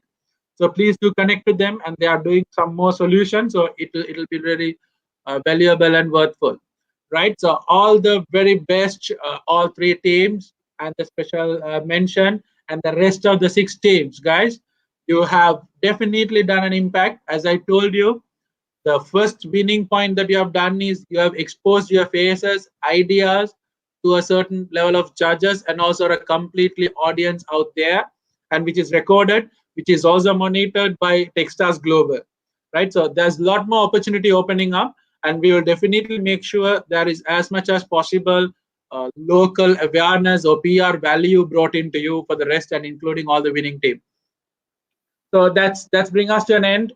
So the Techstars Global Prize, as I always told, there's going to be a $10,000 for 5 bootcamp graduates, and you're going to be part of the top 20 teams, which will give you a 3-day Techstars Innovation Bootcamp, right? Okay, So again, Karan has reached out through the comment to say if he can have more suggestion about how he can improve the germ. So we will definitely connect you with all the judges out there to bring it further. Guys, wish you all the very best. Again, thanking my entire team behind, right? Ayami to Arishad, Ziam, and all the other Golan, Sarangan, and Rashmi, all these people who is behind the screen, my entire set of mentors and the four judges out there, speakers, Shanuki, made a good impact on the right time that we wanted to make. Thank you very much for all, and special mention to Techstars Global, who made us the platform, gave us the training, and we had a lot of technical glitches, but bypassing everything, we are having an asset of holding a national startup weekend online. So which is an asset, as Kanishka and all the other people said, we'll definitely take this experience forward to make more impact as much as possible. Guys, we have been 3 hours and 15 minutes on live. Thank you very much again and again, being a lovely audience, entertaining, and although there are a lot more people inspired to give, there has to be a set of people who is ready to receive. So you have been that particular receiving audience as far as you guys made us that we could give something back to community. Last but not least, as with this COVID-19 challenges, with all the celebration of winning, our national zero heroes out there is making themselves very hard on the roads and all manners they can do to make sure that country is back to normal. Let's support all the initiative, and most of our national heroes are becoming affected by COVID-19 just to make sure that you and me are safe at home, right? Let's pray for them. Let's do our justice. Let's do our value as what we can do and give back. Thank you very much for giving us this opportunity, guys. Signing you from that's Fawaz, who kept you entertaining, boring, filled, all this for the next the past 3 days, including now. Thank you very much. Wish you all the very best, and thanks to all my team. And thank you again and again for more opportunity. If anyone who wants to share anything, please feel free, and we'll go for a closure. Right. I think wonderful day. Thank you very much for everybody. Thank you very much. Thanks. Thanks a lot. Thanks. Have a fantastic weekend. Thank you very much, guys. All the very best.